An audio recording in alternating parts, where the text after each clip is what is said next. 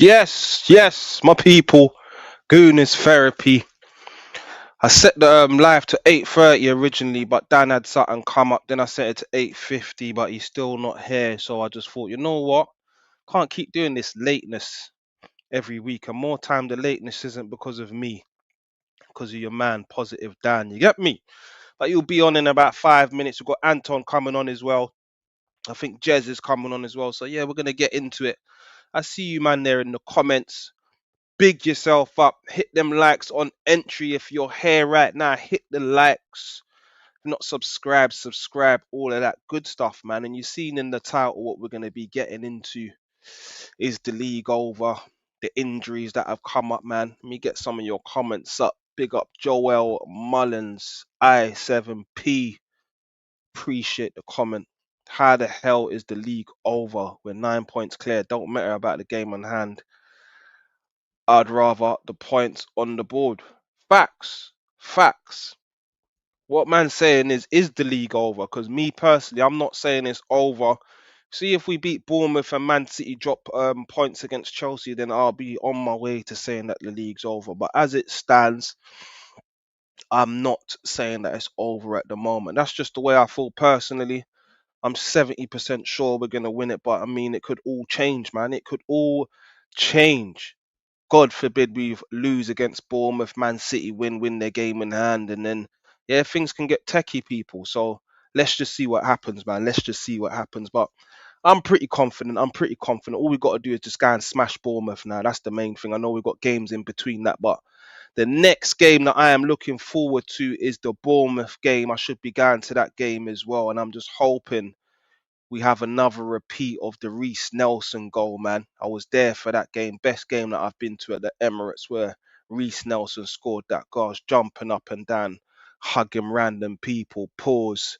But yeah, man, I'm quietly confident. Obviously, after that Carabao Cup loss, punch in the gut, I thought, yeah, this is it.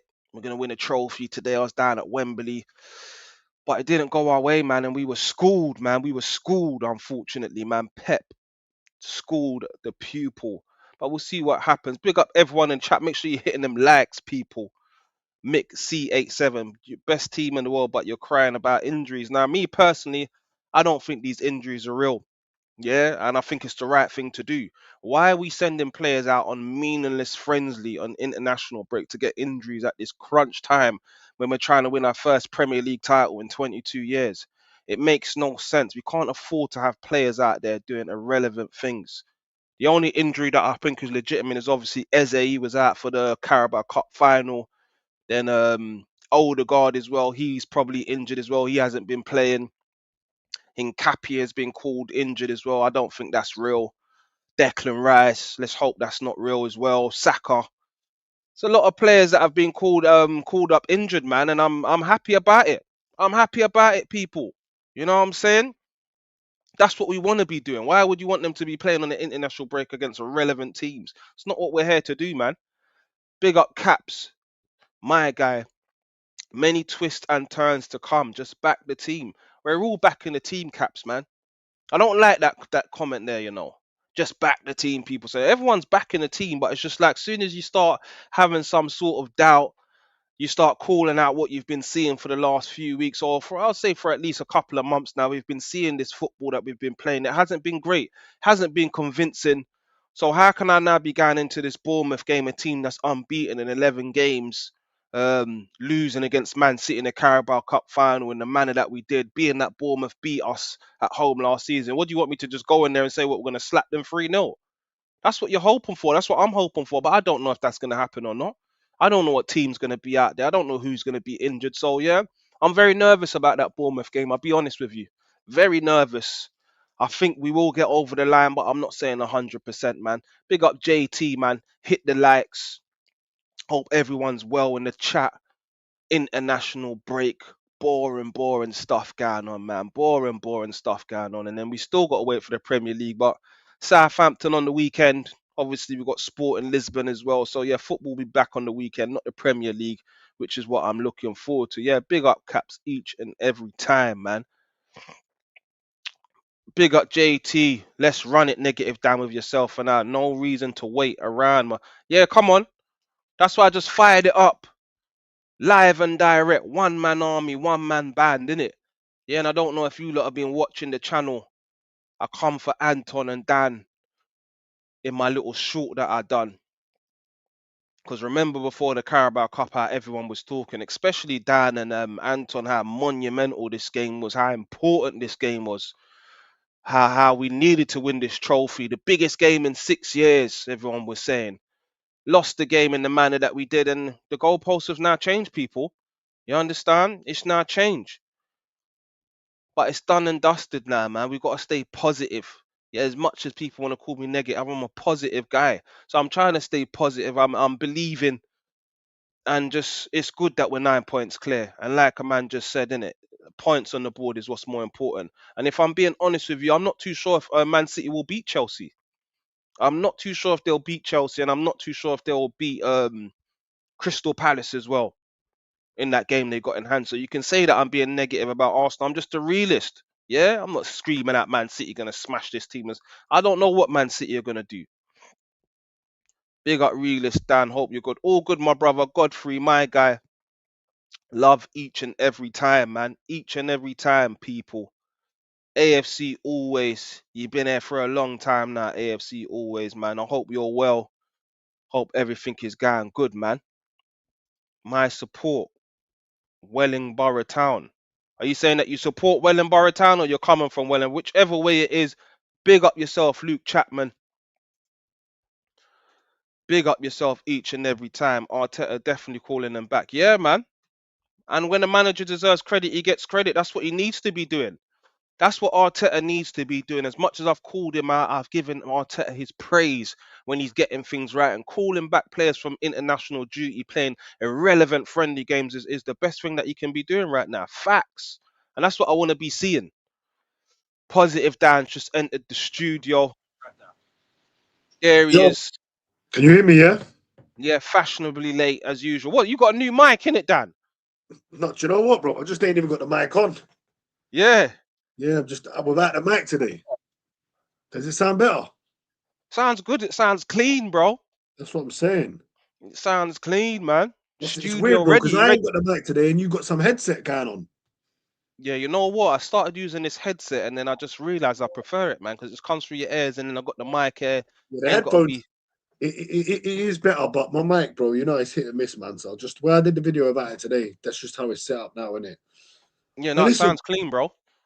the first thing I want to say is the, to everyone that's in this chat now, there's 16 of you. Every single one of you, are big yourself up, man, because throughout the stream, the likes, the ratio is never good. But at the start, you guys are always here at the start. Right now, we got 14 likes and it's flickering between 13, 16 people. So you're all coming in and you're all liking the thing. So appreciate the love from all of you guys, all of you day one guys. I'll call you like the day one guys that Come are on. here You're early, here man. from the start. That's it, bro. Start of the journey, Especially man. You know what I'm JT saying? as well, man. Yeah, big up JT, big up everyone, big up Godfrey, everyone, man. Listen, go and watch the video I've just done as well, guys. Drop some comments on that for us so I can push it out in the algorithm. It's me replying to Dan and replying to I just had a fly. I just had a fly. I just killed the fly with my bare hands, bro, man. Seriously. Yeah, Coming it's in me there. replying to Dan, and also I reply to Mr. DJB as well. And I'm going to play that clip as well to Jez and to Dan, and we're going to get their thoughts on it. But big up, Jez. Thanks for joining us, mate. Jez, the legend. Always, man. Always. Always a Appreciate How pleasure. it, you man. feeling, man? How you both feeling as the cup loss now? Sunk in? Are you over it now? Or is it because this break, international break, you can't really get over it because there's not been no football since? No, I'm still pissed off about it, mate. Yeah. Seriously. It's silverware, you know? And what pisses me off, all these people that came out with, oh, we're going for the quad, we're going for the quad. Where the fuck are you now? He's right there, man. He's I'm above you, right man. here, Jez. I'm He's right here, right mate. there. No, Positive but Dan. listen, we were going for the quad, weren't we? And now we're going for a triple, and it might be a double, and it might end up only the Premier League. But if we only win the Premier League, that it will be. We could go out to Sporting Lisbon in the Champions League, go out to Southampton in the FA Cup. If we win that Premier League, none of it matters. If we win our first Premier League in 22 years, our 14th, how many teams have won the Premier League? Chelsea have won it, right?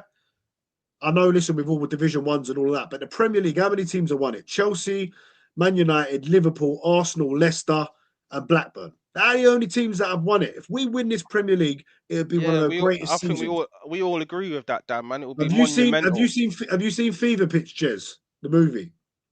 Yeah. Yeah, you see that movie. It's a good movie, isn't it? Dan ain't seen it. I told him to watch it. Anyone in the chat, go and watch Fever Pitch if you ain't watched it. 18 bloody years, he goes, right?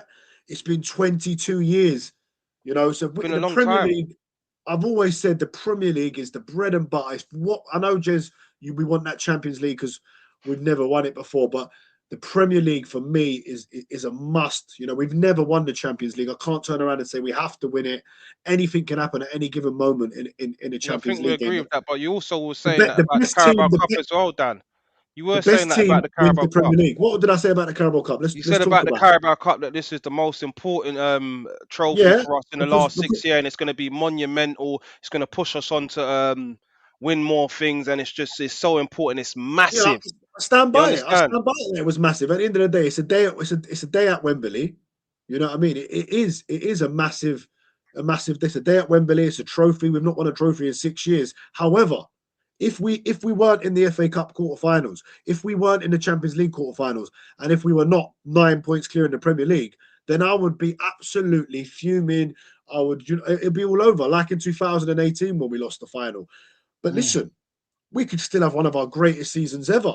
Let's go on Saturday, beat Southampton, get into the semi-finals, back to Wembley again, and I want Man City to go through against Liverpool, I don't. and I'm going to face him in the final again. No, you don't want that, Dan. I You do. don't want that. Why I would do you want want that. that for? I don't want to see Man City again in the final after that. You Look, crazy? let me I just want put this them knocked deluded out. comment out. A deluded comment. You still defend Arteta. Is this the same Arteta that has us 9 points clear in the Premier League? That has us in the quarterfinal of a Champions League? That has us in the quarterfinal of an FA Cup? Is it the same Arteta or is it another Arteta we're talking about? Yeah, of course you're still going to defend him, but at the moment he's taken a. There should be a little bit of what's the word Yeah, I'm listen, looking I for? A think bit of I said shine it. I taken said off after that he, performance. he got it wrong in the Carabao Cup final. He should have Dowman should have come on at some point. We should have attacked more, and he should have started Raya for me. So he's made three big mistakes for me in that. You know, So what's going to he's change, not. Dan? What's going to change? Well, I'm not sure much will change in the finals. I'm not sure how we'll play in the final. I'm not sure how we'll set up. I think David Raya will make a big difference. But my main thing is, I said after the game, and a lot of people give me stick for it, that for me, right, for me, the Bournemouth game is more important to me than that game. If you asked me before that final, would you, if you had to pick to lose one, Bournemouth at home in the Premier League or that Carabao Cup final, I would have chose to lose that final. You said you wanted the quadruple. I do want a quadruple. Who doesn't? You Now I just, want a treble. no bullshit. You just said you're happy to lose the cup final. No, I'm not happy to lose it. I said I would take a loss in that cup final instead of Bournemouth. You Because wanted these the games. quadruple. You wanted the quadruple. Yeah, but did you not want the? I Did you not want the no, quadruple? come on, be honest for yourself. I sat here, right? 3 weeks ago, and you said we're going to do the quadruple. You said it, quote. No. I said we've got a chance of winning the quadruple, which we had. No, you said we can win it, Dan. I believe we're going to do it. You know, this is what you were saying, Jez. Yeah, when I said at the start of the season quadruple, everyone was calling me crazy. But now look, it's not so crazy now, is it? Dan, don't start bullshitting. You said we're going to do the quadruple. Quote. Listen. I don't know. You'd have to play that back to me, mate. I can't remember saying that we're gonna actually do the quadruple. Bullshit, right? No, I'm being serious, Jez. This is the thing. You'd have to show me the clip. The thing with honestly. you, right? You like to spin it when it don't go your way, right? You said it's changing. Listen, I've always said, right? I want that Premier League. If we win the Premier League, no, get back to the point. No, come on, let's get back to the point here, right? Go on then. You said, you quoted, right? We're going to do the quadruple. I don't think I did. I don't think I did. Yes, you did. I don't think I did. I think that was one of his things. And there's another thing that he said, we're going to win. He thinks we're going to do, what's it called again? If there was 2 cups that we're definitely going to win, I'm going to say the Carabao Cup and Premier League. Nailed on, he said. Yes. Yeah, I did fancy us to win the Premier League and Carabao Cup. That is true. You spin it. But hold on a minute. Dan, you said we weren't going to win the league. Jez, I'm sure you said we weren't going to win the league at the start of the season. We are allowed to get things wrong, ain't we? We ain't won it yet. No, 100%. Yeah, well, that's what we ain't won it yet. That's what I'm saying. Thing, Jez, we are allowed to get things wrong. Shane Gooner said we wouldn't even make the top 4. So how wrong's he? You know? And everyone says, oh, yeah, you know, you're too confident and all of that. Does Gary Neville and Jamie Carragher and all of them, do they not all do their predictions at the start of the season? And some of them, most of the time, they're wrong. We're all allowed to have an opinion, aren't we? I don't make predictions. Well, you might not make predictions. Say that they make their prediction as they think, but the way you do it is like it's just nailed on, it's done. That's the way you do it, Dan. Listen, I get very confident after certain games. I'm not going to lie. You know, when you come out of a stadium, most of them times are probably when I've been on AFTV, which is why it's such a popular channel, because they catch your emotions. If you look at Lee Judge's interview after, say, when we beat Everton and compare it to when we drew with Wolves, it's going to be chalk and cheese, isn't it? You know, are we not allowed to have emotions?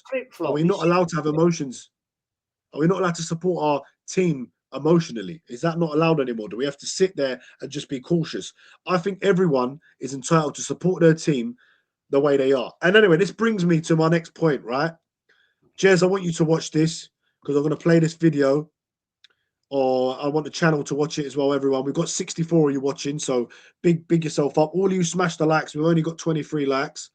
I'm going to share the screen and we're going to watch what Dan had to say, guys. Yeah, let me know what you think. I want to see Jez's reaction to it as well. And then I'm going to play another something from your friend DJB. Where's Anton? Because he was one of the guys I called out. Where is he? I don't know, but let's play this. Hold on a minute. Come on, Dan. Oh, it's a short you've done, isn't it? Let me get it up. Technology.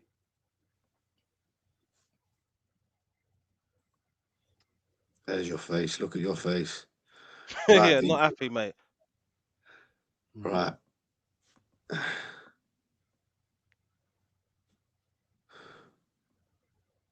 Right, here we go. Sick to my stomach. I'm sick to my stomach of these fake Arsenal fans. And when I say fake, I'm not talking about they don't support Arsenal, but these fake Arsenal fans, now that we've lost the Carabao Cup to Manchester City, yeah, remember what the narrative was before, people. We win this Carabao Cup, that's going to push us on. That's going to give us the confidence to go on and win more trophies. This could be the start of a historic quadruple. This was the talk before. This is going to give the players, the manager, the belief that they can go on and do major things. This is Arsenal's biggest game in 6 years. This is massive. We have to win the Carabao Cup. We will win the Carabao Cup. Now that we've lost the Carabao Cup, these same Arsenal fans are talking, oh, if you won the Carabao Cup, would you have been happy if we'd just won that? No, you wouldn't have. So why do you care about it? We don't really care about the Carabao Cup. We've got bigger fish to fry. The cheek, the audacity. Andy Gray settings. How dare you talk that nonsense? Now the narrative is we're definitely going to win the Premier League. That's what we care about. 100% they're giving it, you know.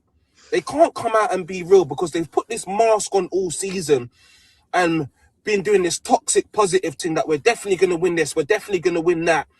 And now that they've got egg on their face come the Carabao Cup final and we lost to Manchester City, yeah, the goalposts have now changed.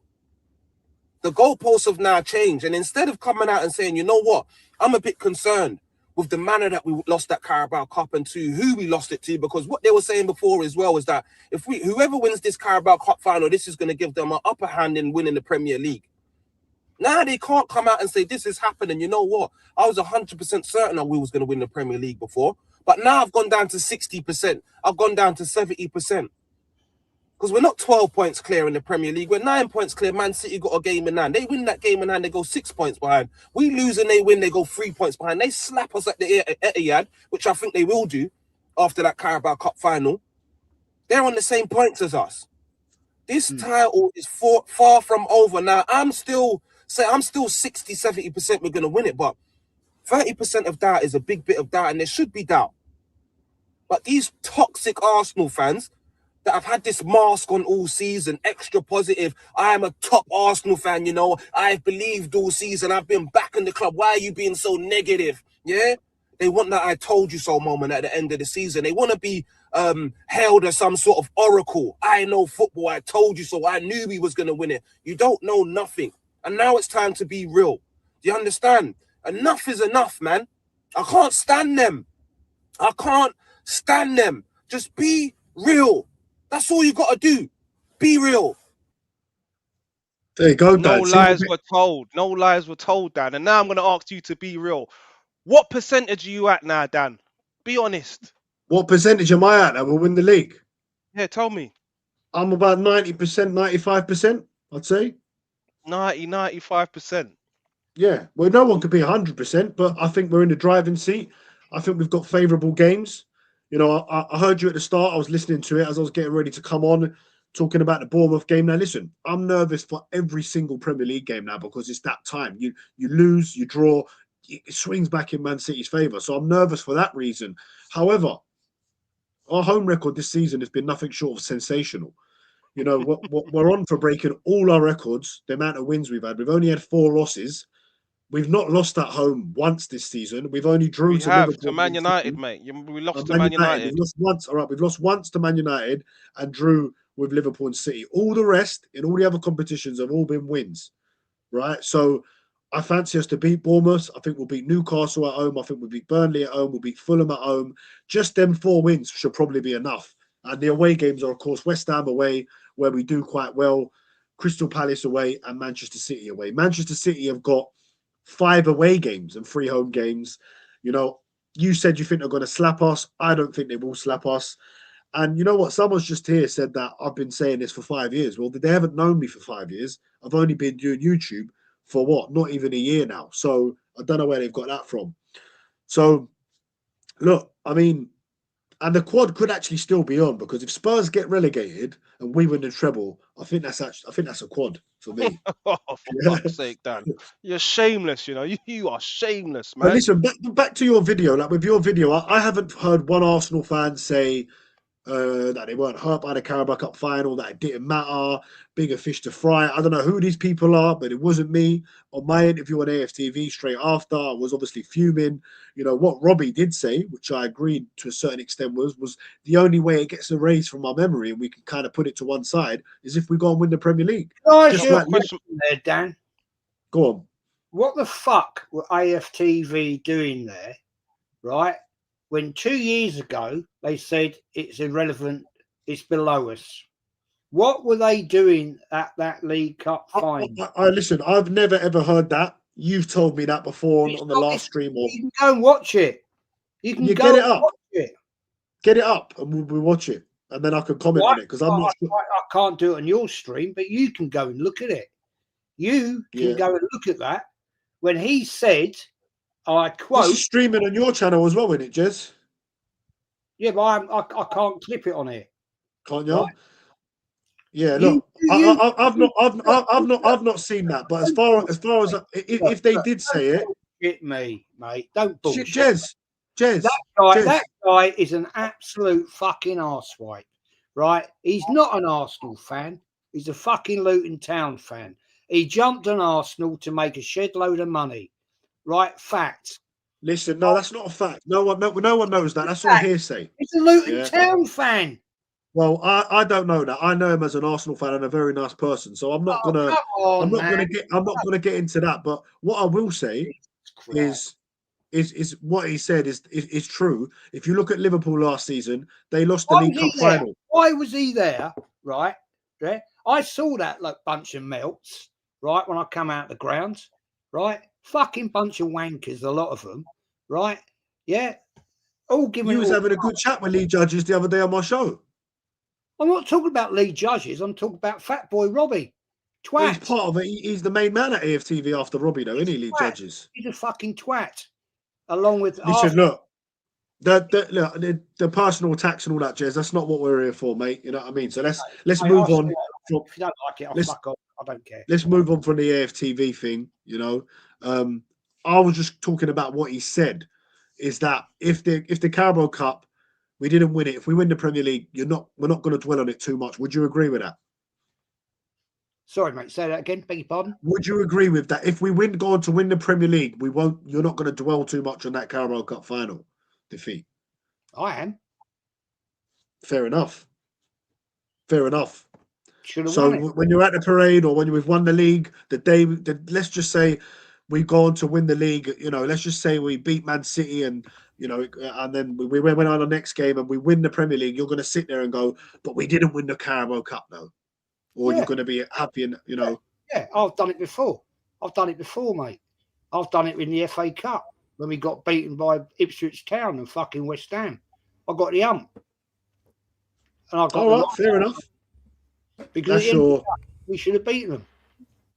Yeah, but I mean, do we have a God-given right to go and beat Manchester City, though, in that cup final? I don't think we did, really. It's not like it was a smaller team we were playing. We're playing one of the best teams in Europe. See, then that's you just sunk yourself there, right? Why? A couple of weeks ago, you were going about, we're going to win the quadruple. Oh, but now it's Man City. We're not good enough to beat them. No, we are good enough to beat them. Before the game, you was talking 4s and 5s, Dan. But they're good enough to beat us. Yeah, listen, you know, we're on Skype. Look at you smiling. Someone said in the chat, every time you get put under pressure, you start laughing and smiling. Yeah, you know, 4 5s you was talking, Dan. Nice, Man City, one of the best teams in the world. You also said we were going to win. I went for a 2-1, yeah, I did. You said 5-0, Dan. You said 5-0. I did say 5-0. I was on the show. Yes, you did. I know I said 5-0. I know I said that. Right. I know I did. Don't keep trying to change the narrative here. No, listen, look, at the end of the day, you can lose a final, though. Liverpool lost the final to Newcastle last year, didn't they? They still went on to win the league. You said 5-0, we lost 2-0. Yeah, so I got it wrong. I'm sure you've got a prediction wrong before in your life, Jez. Yeah, but you never got a prediction wrong. Stupid predictions in cup finals, right? You know what I mean? Be honest, that was a stupid prediction. 5-0. It was. Listen, I was having a bit of fun with it, right? You know, that was on Potts' channel. I was having a little bit of fun, right? There's no harm in that. It's all fun now. Man City, Man City are one of the best teams in the world now. I've always said that. I've never played down Man City. Always said the reason why I've not played down Man City because I don't want rival fans going, "Oh, you won the league because it was a poor league." When Manchester City have got a Ballon d'Or winner, they've got the best manager of all time, they've got the best striker in the Premier League. They just spent how much money in January? You know, if we win this Premier League, it'll be a monumental achievement if we go on to win the Premier League. And I very much think let's bring on Anton, man. Big up Anton. Now, he just played that video that I done the other day, Anton. And as you know, obviously, I added Dan, I added you. So you're one of these people as well that was talking about the Carabao Cup. How this is going to galvanize the squad, give us confidence. This is going to be massive for closing out the season in the title race and other trophies. So now that hasn't happened, Anton, what is your narrative now, my friend? I'm not a narrative guy. I'm just going to speak to how I feel and the truth and as we assess the situation. Look, I think both things can be true. I don't think that, we need to say, oh, now that this bad thing has happened, everything else bad could happen as well. It's more like we had a bad day, we had a bad game, and I have criticisms for this team. I came out, I was on the terrace. I thought that I broke down the game pretty well on that day. Like, after having seen the game again, which I had to do it just for clarity and for analysis purposes, I was like, okay, cool. So this is what I think happened, right? Firstly, I always was saying that game was isolated. I think you have to realize that right now we came to a point where we had a 9-point gap in the Premier League. I think that narrative of, oh, this will galvanize us, X, Y, and Z was happening when things were tight. Everyone was thinking, hey, this will impact the Premier League title one way or another, when with games in hand they could have gotten up to 2 points. But that's not the case now. That the fact that they drop points, what we have to remember is not just about Arsenal, it's about them too. When they drop points against West Ham, and prior to that against Nottingham Forest, as well, having lost both home and away against Real Madrid, they are not in a good place. I think that's where Dan's 5-0 assessment comes from, watching them. But in terms of us losing the title race, I don't think there is a title race. I think it's over. I think it's a formality that Arsenal win. Really? So I don't believe that. Yeah, I don't believe that this game. Yeah, we lost a game to them, and it was a shocking, awful performance by Arsenal. So before the game, did you think the Carabao Cup was a formality as well? Because Dan did. No, I didn't. You didn't. No, I actually thought it would be going extra time. I picked 2-1 Arsenal in extra time, and I actually wasn't surprised that we went 1-0 down. In my prediction, I had us going 1-0 down and coming from behind and winning 2-1, like scoring late to equalize and force extra time and winning it in extra time. I knew that Man City was a wounded animal. I was nervous about that game, and I'm not changing any narratives, because you can go back, watch all my videos going into that game, and that's exactly what I was saying. I didn't think it was a formality. Did I think we were going to win? Yeah. And now you're basically now you and Dan are basically saying that the Premier League is just still over. There's no doubt that's been cast into your mind. There's no thought in your head that, hold on, we've just lost 2-0. The only thing, first of all, with the gap that we have now, for me, the only thing is about counting down the amount of points that we need to get to clinch the title. No other team is involved in that. That's not a race. So for me right now, Man City, if they win all of their games, which we all agree here that they will not, that means that they need to get to 85 points. We're on 70 points. That means 15 points, probably because of goal difference, will clinch us the title. I mean, considering, as I said, we have 7 games to go, that means if we can lose 2 and clinch the title on goal difference, we can drop 5, we can have loss and a draw, and still win the league. They need all 24 points just to get to 85 points. Now, let's say we beat them head-to-head at the Etihad. Their maximum now is 82. Let's say they lose to Chelsea on the weekend, their maximum becomes 79, and this title race is done in 3 games. When was the last Arsenal just need to count down the amount of games that we need to get to. I just want to come in here quickly and just say about the Carabao Cup final. I'll tell you what, I agree with Anton what he said, right? With the Premier League, again, if it was tight and there was 2 points in it or a point in it, you would be thinking, you know what I mean? Ooh, this is dodgy now, right? Losing to them, still having to play them, because there's a 9-point gap, and I know if they win their game in hand, but there's only 7 games. We win 5 of them, we'll be Premier League champions, and 4 of them are at home. So, look, but what I will say, it does give me less confidence that we'll win a Champions League or an FA Cup, because that is a 1-game final, and generally we've not done well in semi-finals under Arteta. And we now played 2 finals. We've won 1 and lost 1. So I wonder how we'd set up in a final. So I am less confident about winning an FA Cup or a Champions League now. But I'm not less confident about winning the Premier League, because Premier League we're fighting for points, which we've been unbelievable. Dan? How many? I don't think we've got.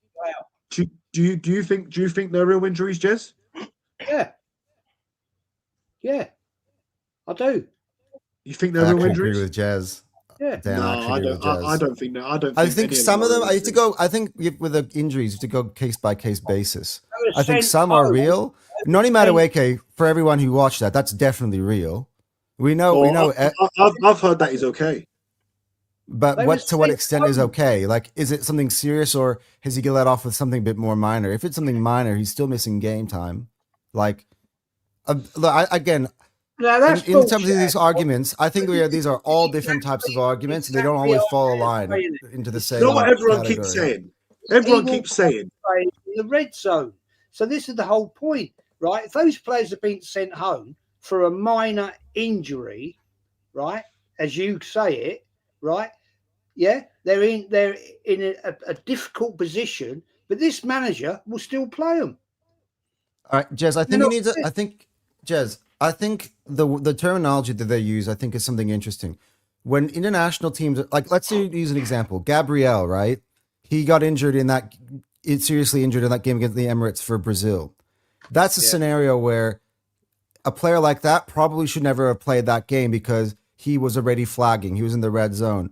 But had he been rested and played at the weekend, there's a potential that injury may never happen. And sometimes it's a case of just needing just to chill and relax for a few days, and so like you get your body a little bit more recovered, so you can go and play. Like if I went to did leg day every day for 5 days in a row, by the 6th day you probably shouldn't be doing legs again, shouldn't you? Yeah, me, I'm on the side. I'm on what Dan's saying. I don't think these injuries are real. The only ones that I can say, is Eze, obviously Odegaard, Well, Nkapie Timber. Why did they get sent home from their international teams? Because they're friendly games. Because there's no reason to risk a player's health for a friendly. I think some of these international teams have learned that. Like, they've also got a bunch of other players who are fighting to try to make it into the squad. These players that play for Arsenal are basically bang on guaranteed to make their national team, except for Ben White, which is why he's still there. But do I think some of them are legit? Yeah, I watched the Ecuador game. I think Nkapie is actually injured. He came off limping. He pulled up. Ben White's sent home. Has he been sent home? I just woke up. Did he get sent home? That's another one. Damn. All right. I think they're all fine. I'm sure they'll all be. The interesting one. Look, what I don't like is about this whole thing. I would prefer them just to stay with their national teams and just not come off the bench, and just everybody just not have to make it so public, because they just don't come on for their teams, and then they come on at Southampton and we're like, all right, but now we're all like, oh fuck, is he actually injured? Is he not injured? I don't like it, and it makes me uncomfortable a little bit. I'm not gonna lie. Like, we're gonna have to be waiting for that Southampton team sheet to say, hey, who of these players are actually going to be playing against Southampton? And if not, so let's say that they're not. How about though, Sporting? And we can't also afford to get knocked out of the FA Cup. Like, if they're not injured, do you feel like it's the right decision, however it's been done, whether it's fake or however they've done it? Do you think it's the right decision to just get them back to England and not risk them in these international games, being where we're at in the league? Yeah, bro. That's what I'm hoping. Everybody's telling me they're faking. I'm like, I hope you're right. Because then Arteta has finally grown some international ball. team. Nah, fuck no, that. I think so. It needs to be done now. You know it as well. Yeah, I'm just asking a question, bro.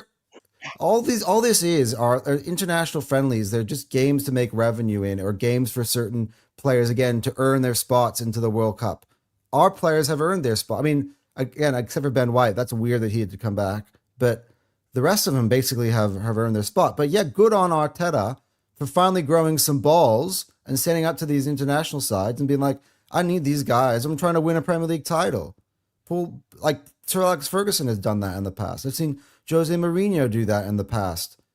Pep Guardiola did that 2 years ago.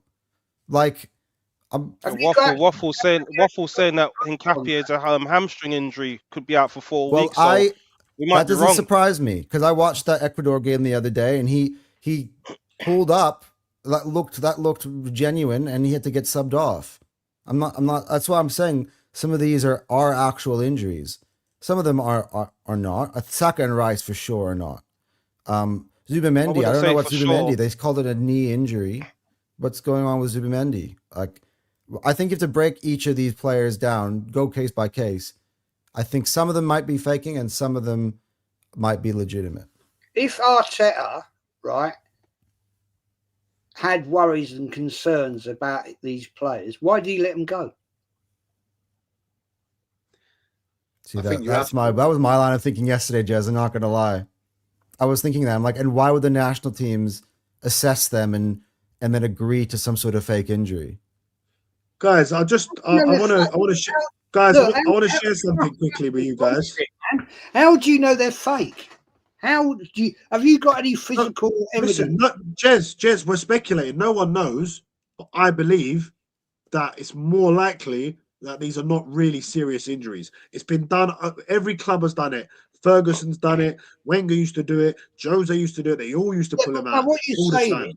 No. Come on. What you guys are saying is that Arteta's pulled them back. Then, if that's the case, why did he let them go in the first place?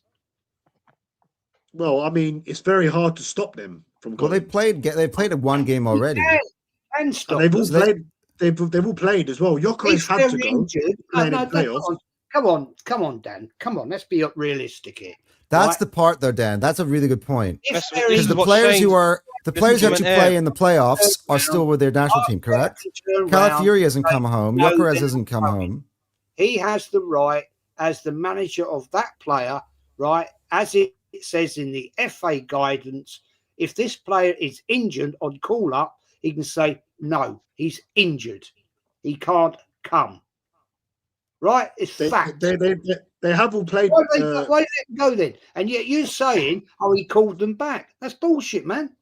If he's worried about their injury of a knock or a minor, yeah, but you know what happens, Jez? They don't. They have different They have difficult medical teams, and they don't take Arsenal's word for it. Now, Gyökeres played. He was always going to play because they had a playoff, an important game, right? So they'll get the players and they'll assess them. They'll look at them and they'll say, you know what? Actually, maybe they're right. He's not ready to play, and they send him back. I think Calafiori is the best example. Coming in here and saying that he's making that. Of course, he is. Anything to say anything bad to Arteta, he's making that they've looked at him and gone, no, you're not fit, but you're fit for Arteta. No, it's the other way around. Arteta's probably said, look, guys, they're not fit. They said, oh, well, we want to look at them ourselves. And they've looked at them themselves and they said, all right, it's fine. You can go back. That's what's happening. So this is where I think that you need to look at it a different way. The best example is Ricardo Calafiori. Unlike those other players, he's been someone who's been in and out with injury. Thanks for watching my video, Henry. Thanks for watching my video. Appreciate it, man. He hasn't been sent back from Italy because Italy have to play one more game to get themselves into the World Cup. I think these injuries are sort of like, we played 50 games. Let's start off with that. We played 50 games, more than any club in the world right now at this point, when we still have potentially another 15 to go. So it's a case of like, if the games were more important, they wouldn't be classified as injuries. It's fatigue. Ricardo Calafiori has the same issues as everybody else. That's why, for me, he's the best example. He's still with Italy because the game is important enough to risk him. And the other ones, it's just an international friendly. That's where I feel. Guys, everyone in the chat as well. There's someone asked you a question, Anton, and said, well, how did you feel when Arteta bottled the league twice? Did we bottle the league in 2023, 24? Let me get up. This was the table after 31 games. So we was on 71 points. You could more points than we have now. Liverpool were on 71 points, and we were and Manchester City were on 70. So we were 1 point ahead of Manchester City. I remember this. So we ended up losing the title by 2 points. So with 7 games to go, being a point ahead of the eventual winners, and they win it by 2 points. You still bottled. It's still, but it's not massive. You still bottled it, innit? You was ahead, and you didn't do what you had to do in the last 7 games, Dan. This is what happened. I remember this exactly. They played each other before the international break, which is why, and they drew, which is why we're at this point. We're on 71 with Liverpool and City on 70. The next game, we went to the Etihad ourselves. We drew. So I'm pretty sure when you change it to the match day 32, it's Arsenal on 72, Manchester City on 71, and I'm pretty sure, I think Liverpool drew in that week as well against Manchester United. right? did. So what you're saying, let me Right. just ask you both a question because you're just deflecting again, Anton. He's brought that up. We didn't win the title, so what was it then? What happened? We lost to I Aston think Villa. That's what I was going to come to that next. word. But I think if you're Oh, five, Anton, where was the Anton? We lost to Aston Villa at home, out of didn't the we? out of the last 19 games of that season, we had won 17. We had one draw against Man City away Yes. and a one And defeat we against won Aston 17 Villa. of our last How 17. is Bottled it that against Villa. bottling? Bottled it Bottling against it is when Villa. you're in the position to win it, Did we win the league? but doesn't mean it's a bottle. It's It does about mean the that. use of It the does mean that. vocabulary. It does mean that. Does What is not. it then? Oh, The We most shit. we didn't was get over ahead. the line. Can we have a There was 1 vocabulary point lesson on ahead the word bottle with 7 means? games to go. I'm 1 gonna- point. you Dad. guys- What did we you do guys- then? What are you calling it? We just tried our hardest. It was 2022-23, good enough. you can call that a bottle if you want. bollocks. We at the end of the day, did Well, we then win? what did Liverpool do that season then? I don't care about Liverpool. Why Oh, are we talking about Liverpool, Anton? no, because they're in the same position. They were on 71 points I on don't give a that shit about that Liverpool. table. Were they not, Dan? What are They you So bottled doing? it. I don't and hear we people saying that bottled it. they bottled it. Exactly. People say that they bottled it. Listen, it's I very don't give a overreacting. shit Everyone about keeps Liverpool. saying I care 3 about times you Arsenal. bottled it. You have to be clear in Rubbish front to Arsenal. bottle it. Jeez. Bottling it is Manchester United in 2012 when they bottled it to City, 8 points ahead with 5 games to go. We did it in 22-23, 8 points ahead, although they had a game in hand. Still, Yeah. you know, well, being 1 or 2 points ahead, I would never call that a bottle. Liverpool bottled it against when they collapsed against Palace. 23-24, like Anton said, winning 16 out of your last 17 games. 17 out of 19, Dan, even more. 17 out of 19. I'm sorry. I don't see that as a bottle taking it to the So last that day of game the against season. Aston Villa, because I remember it, was that not bottling it? Sorry, Connor, he's saying Anton Liverpool won the league. Not that season they didn't. That season they fell away, right? And that's why everyone was so surprised they were in the title race next year and ended up winning it. I don't know why when they was there, game week 31, they were top of the league. You know? People like to change things to suit their narrative. You know, that was a phenomenal season. Oh, for coming Arsenal from that you, year. Dan. Bottling it for That's me, funny. and look, I speak for different dialect. I'll call choking is the definition for me. I always look at it as a tennis match with 5 sets. If you are 2 sets up, and then you are serving for the match, Sorry, I and need you to ask lose it this. in 5 When was sets, we topping that's when was bottling we topping it. game week 36? If we were topping game week 36 and 23-24, it means City had a game in hand. So I can get up that right now. We can get that up and check. And Right. what difference does it make? Didn't win, did we? Yeah, but I'm saying that was for me. That wasn't a bottle, Jess. Yeah, we What would just you- didn't so- win, but it so doesn't what mean it would was you a call it bottle then, job. Dan? What would you call it then? A good season. We were just unlucky. Why Yes, did you? That's literally what it No, is, no. though.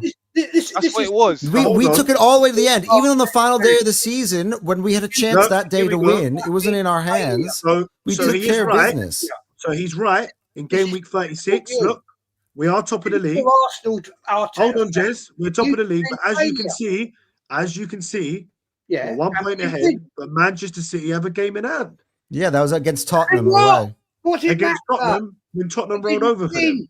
We And as- didn't win. Yeah, and as Anton alluded to, Dan, you haven't answered. Did we bottle it against Aston Villa? Because that's what the game that done us over. Why Well, did in you that game, I suppose we did crumble in that game. Now, Yes. let me ask you this question, mate. Right, and I ask Anton the same question. Why do you defend failure? It's not defending failure. It's realizing progress. It's Fucking progress when you fail. bottle half full, not bottle. I don't want to use that term. It's glass half full or glass half empty.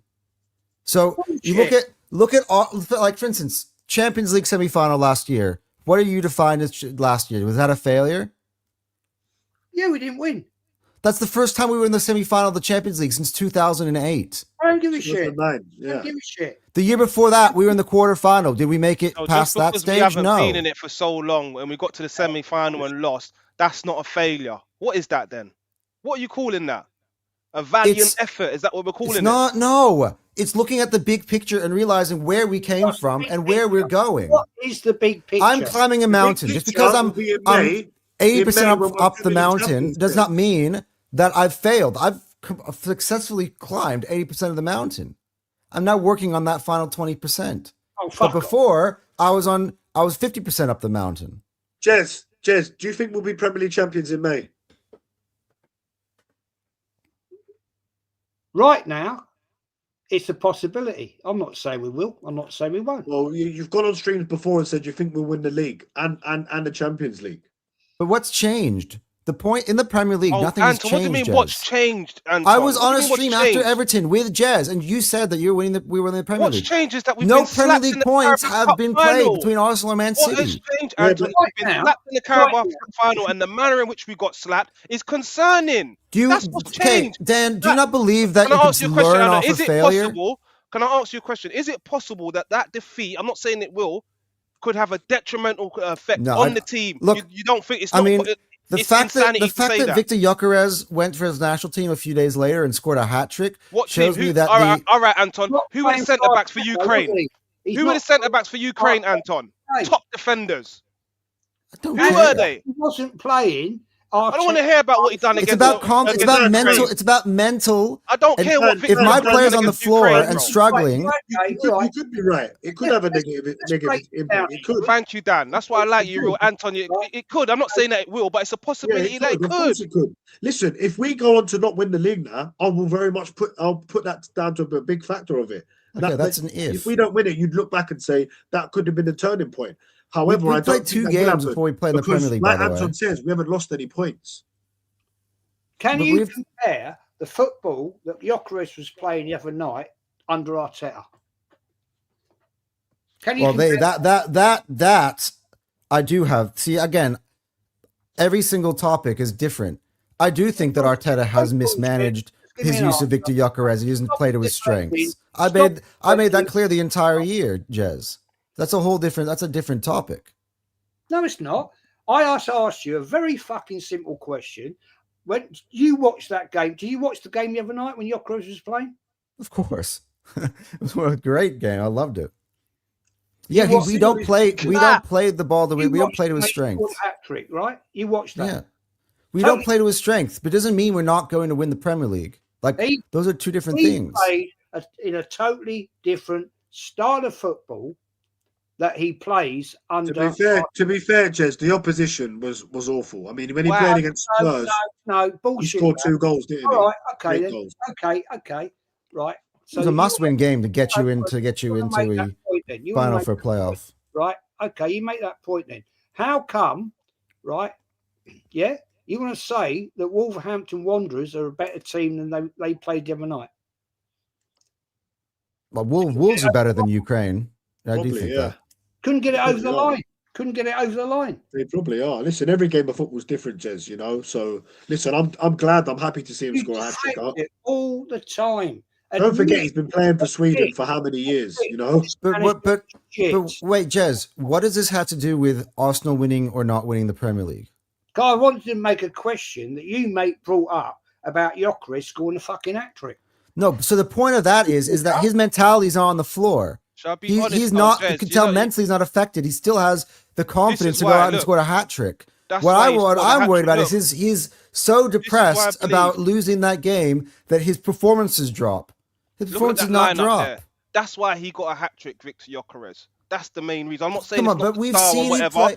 We've seen him play for Arsenal against some poor opposition and not score. He didn't just score 1 goal. He scored 2. He scored 3.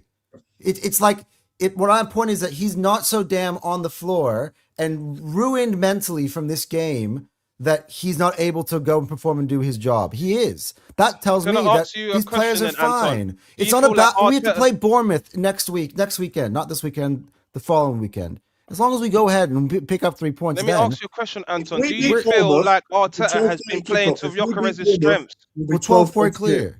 Yeah, exactly. Do you feel, Anton, that Arteta and the system has been playing to Gyökeres' strengths? No.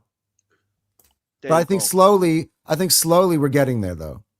I think recently, in the recent weeks, we're starting to get there. His form has picked up, and you can see his performances have picked up as well. So, where and when have they picked up? When was the last time you can say, yeah, that was a good game from Gyökeres? Because he has 1 good game and then he goes missing for 2. 1 good game. Bayer Leverkusen was one of his better performances. By the way, guys, he didn't score. He doesn't always need to score to have a great performance. He was great against Leverkusen. Yeah, but that's just the game before Manchester City. Game before that, against Everton, he scores the winner. Right. Big By the up way, everyone in the chat. Make sure you're hitting those likes, people.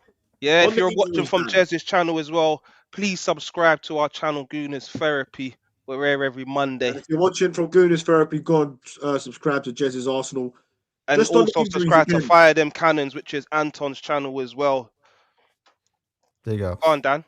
On the injuries again, you know, when the players get called up, right? Initially, you know, it's down to the players then to say, you notice Harry Kane never did it because he didn't want to do it, regardless of the situation. If Tottenham had a big game, it didn't matter. He was just like that. But the players have to say they feel a bit of discomfort. The player says that, and he says he's not ready. The difference is in the Premier League. If Arteta says, "Are you ready?" They're all going to say, "Yeah." Declan Rice, if they say to him, "Are you ready to play?" He's going to say, "Oh, you know what? I've got a bit of discomfort." They know the game. They know what's going on, but it's one of them things, isn't it? Yeah, the one that I'm more worried about is Noni Madueke, because it means that we're going to have to play Saka in games we probably wouldn't have. I feel like Saka plays Southampton, which I probably wouldn't have had, but what other choice do we have? Because we could start the kid, we could start Max Dowman, and I'm sure he would do well, but I still think his body isn't really up for the physicality of playing a game of that magnitude quite yet. Maybe not from the beginning. Let me get this comment out. This is a question, Footy Banson thing. This is a question Dan hates. He hates this question.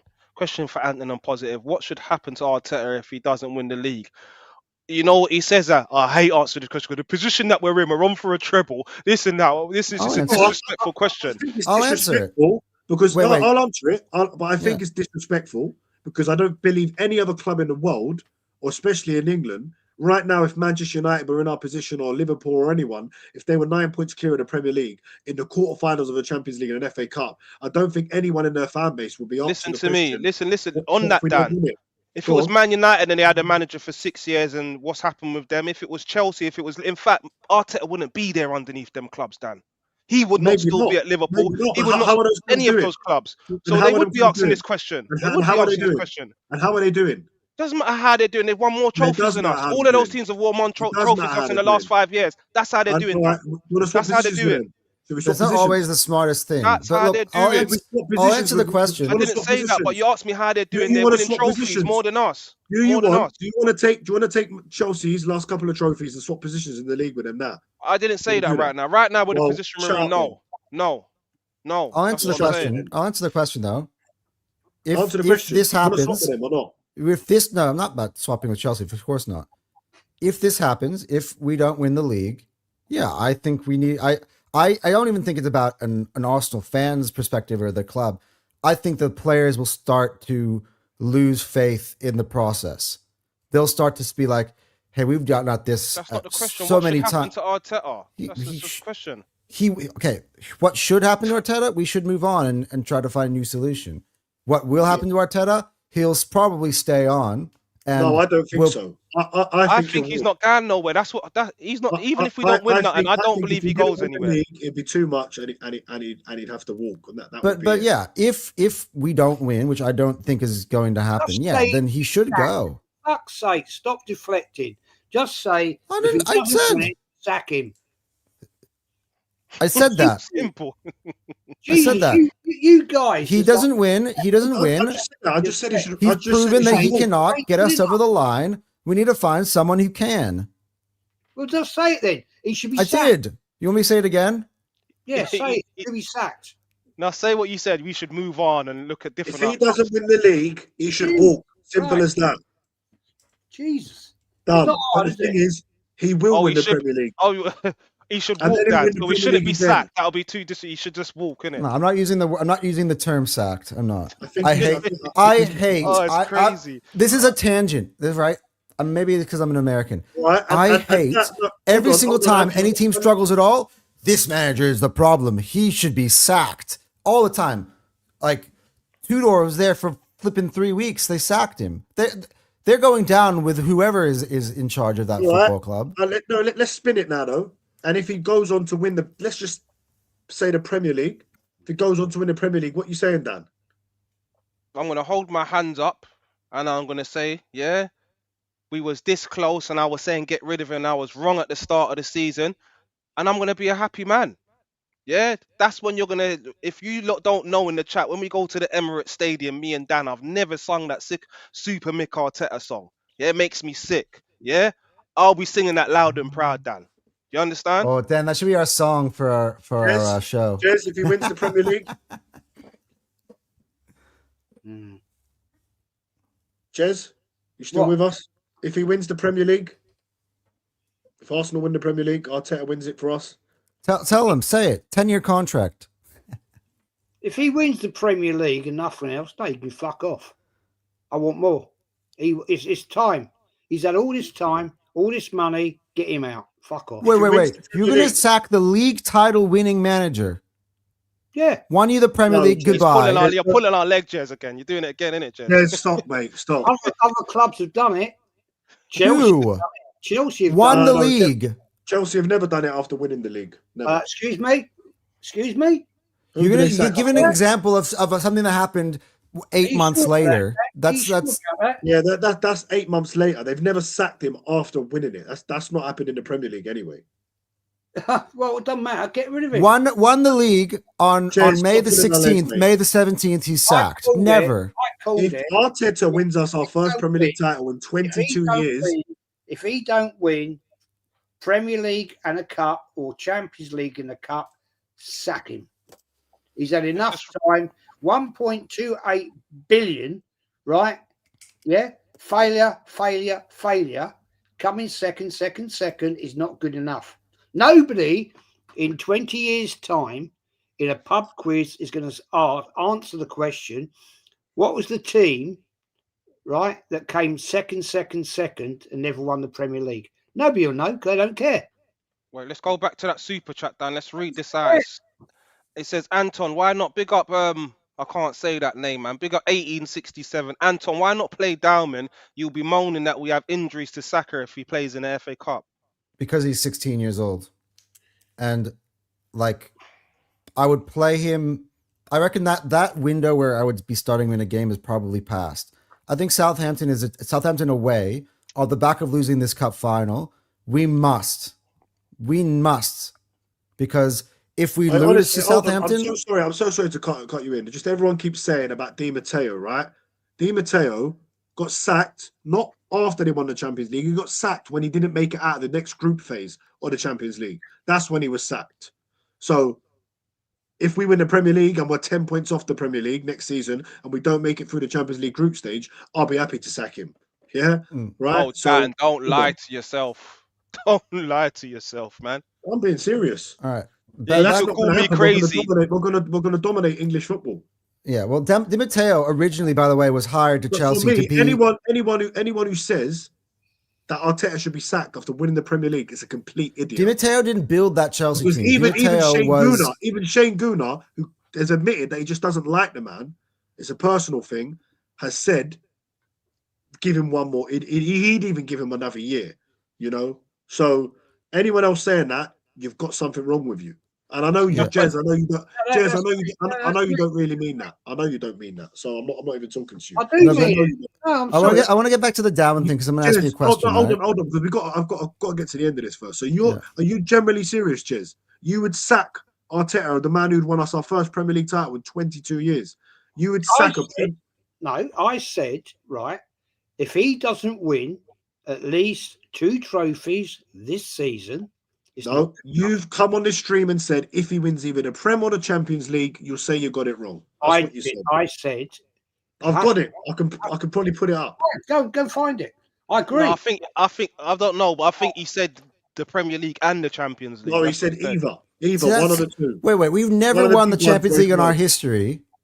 So if he doesn't win that, along with delivering our first Premier League title in 22 years, you'd sack him. That's unrealistic expectation. No manager in Arsenal Football Club, even Arsene Wenger, has ever achieved that. No, listen. If no manager that wins a Premier League gets sacked, they might get sacked a year down the line. Anything like that. He beat the great Pep Guardiola to a Premier League title over 38 games. Come on, Jez. Jez, come on. You pulling our leg or what? That's ridiculous. But back on Max Dowman. people acting like Max Dalman's like any so other Jez, player who so can be Jez, used. Hold on, Sorry. Anton. I just want to get one Sorry. final answer. So you would sack him if he won only the Premier League? Sorry, that's me. Sorry. Yeah. Would you? So you, if Arsenal at the end of May we win the Premier League, go out in the semi-finals of the Champions League and lose the semi-final of the FA Cup, but we win the Premier League, would you sack him? Yep, get rid of him. Not good enough. Wow, that's unbelievable. That is After unbelievable. all he's spent and all he's done, that is not 22 He years won of the pain, Prem. Jez. It's not enough. Come on, Jez. Sorry, not enough. Winning the Premier League, I'm sorry, mate, but the amount of That is Chelsea have spent more. Man City have probably spent just as much. United have spent billions. Look where they are. The spending thing doesn't even come into it. At the end of the day, if Arsenal win the Premier League, that is humongous. That is massive. Yeah, because I have standards, unlike you. That's not standards. That's stupidity, Jez, to want a Premier League winning manager out. Sorry, mate, that's not right. No, because you accept failure. That's not failure. So winning the Premier League is failure. Come on. Winning the Premier League is failure. I sat on this show with you. Oh, we're going to win the quad. We're going to do this. Oh, that's out the window then. Now we're going to do the triple. Well, I think we're doing the treble. Out the window. Oh, right? Stop it, Anton. Don't say that, I do think we're doing the treble. The best. Right? If this manager doesn't achieve it, he can fuck off. Simple. Wait. If we win the next two games, Southampton and Sporting Lisbon, right, we would be one win away, or probably not even need to be a win at home against Sporting, away from being in the semi-finals, both the FA Cup and the Champions League. Why not the treble be a possibility? Yeah, and we've been there before and failed. Yeah, go on.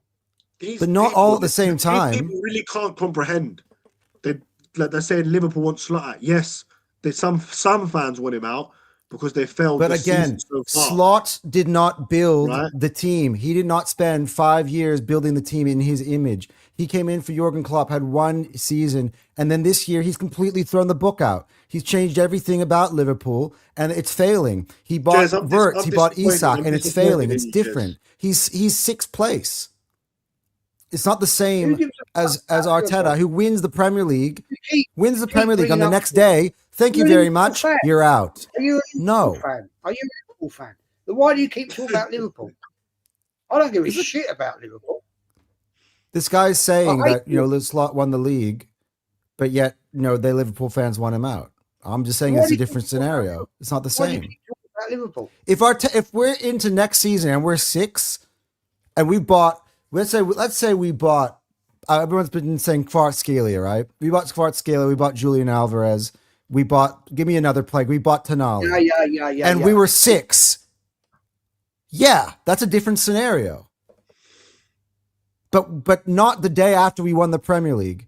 Like, oh, we won the Premier League, but you didn't win the others, so now you're out. Man, it's not the same thing.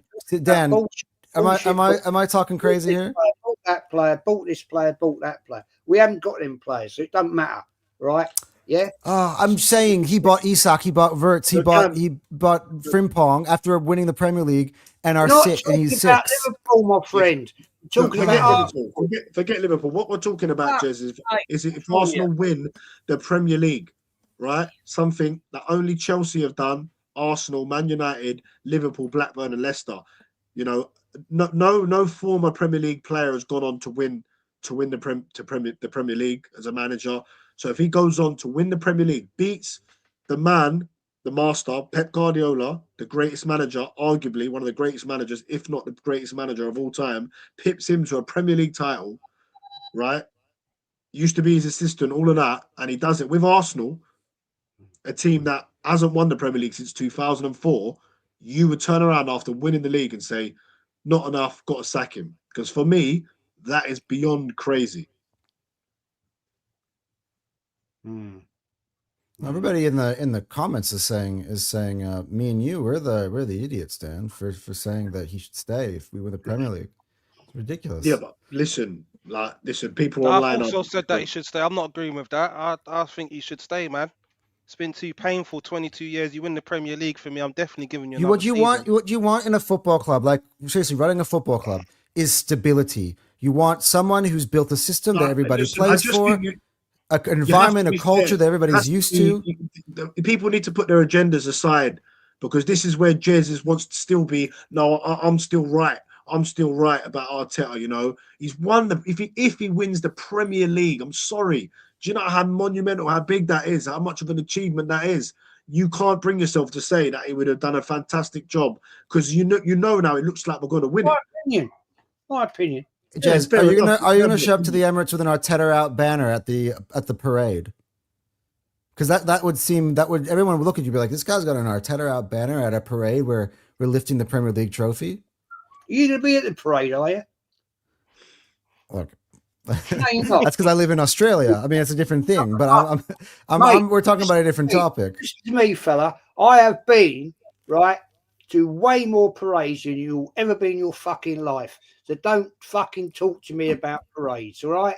I get you. I was born. That's not what I'm arguing. We're talking about if Mikel Arteta should get sacked if he wins the Premier League. About going to parades. I bet you've never in your life been to a parade, have you? I mean, I've watched my team win titles, but I haven't been to a physical parade. No. No, well, shut the fuck up and don't talk to me. I've been to loads of them, all right? That's very good for you, Jez. That's not what we're talking about, though. We're talking about would you sack Arteta? You just said about going to fucking parades. Because I mentioned parades doesn't mean that we're going on a tangent about parades. I'm saying if you show up to the parade with an Arteta out banner, the idea is we've won the league, and yet you're sitting there on the side where everybody's celebrating about winning a Premier League title. You're wanting the manager out. It's not about you're getting stuck on one little detail about You there? Were you there? I am here. What? Were you there when I went to Who cares? Them out at Islington Town Hall? Were you there? No, I was. Jez, we're debating a topic. It's not about if I was there or not. It really doesn't matter. You're just making about going to parades. I've been to loads of them, man. I went to 89, travelled back 5.5 hours, man. And when we won in 89, did you ever sign up saying George Graham out? Fuck off. Thank you. That's the point. Jesus did you? Christ. I ain't listening to you. Anyway, boys. Listen, when George Graham won us our first league title in 18 years, I mentioned the movie Fever Pitch earlier, right? Yeah. Did you want George Graham out after that? No. But different you want story, man. Different story. Totally different story. That man. Well, how long was George Graham at that club before he won in 89? Well, he won his first trophy in 87, the League Cup. When did he come? 85? When did he join? 85? 86. 86. Won the league. But witness 1930. If Arteta has won us the Premier League title, that is Arsenal first. Yeah, I'm not. Right, was he? No, but oh god. But we're talking about if we win it, Jez. You've chopped and changed because you've come on this show and says if he wins either the Premier League or the Champions League, you'll hold your hands up and admit you got it wrong. I said he has to win 2 trophies. No, you never. You never. No, well, I'm going to go back in the archives and get it up for the next show. Go and get it. I promise you. You said if he wins the league or the Champions League, if he wins one of them, you hold your hands up. One of the big ones. It's got to be one of the big ones, and you say you've got it wrong. I definitely heard that in one of the last 2 episodes, at least. Go on, then. Go and find it. No, I'll have it ready for next week. I'll have it ready. Anyway, moving on. We were talking about Max Dallman. Somebody asked me about Max Dallman. Go on. So what people don't realize, he's a great player, and he's probably better than most players in our team ability-wise. I've got to bounce, boys. I've got to go. The wife's Cheers. Thanks for coming, mate. Cheers. Sweet, mate. See you later. Each and every time, man. You're leaving me alone with these two, man. Thanks for that, Jez. Sorry, buddy. Nah, wife's calling. Got to go. That's up. Sweet, Jez. Thank you, mate. See you, man. No, so okay. You got Anton. You got cooked, man. How did I get about being at a parade? I'm like, I'm geographically not able to like look. Well, that's a whole other topic. We'll talk about that off screen. But no, I was talking about not sacking the manager once he won the Premier League. Not about just to raid over from his channel to ours, man.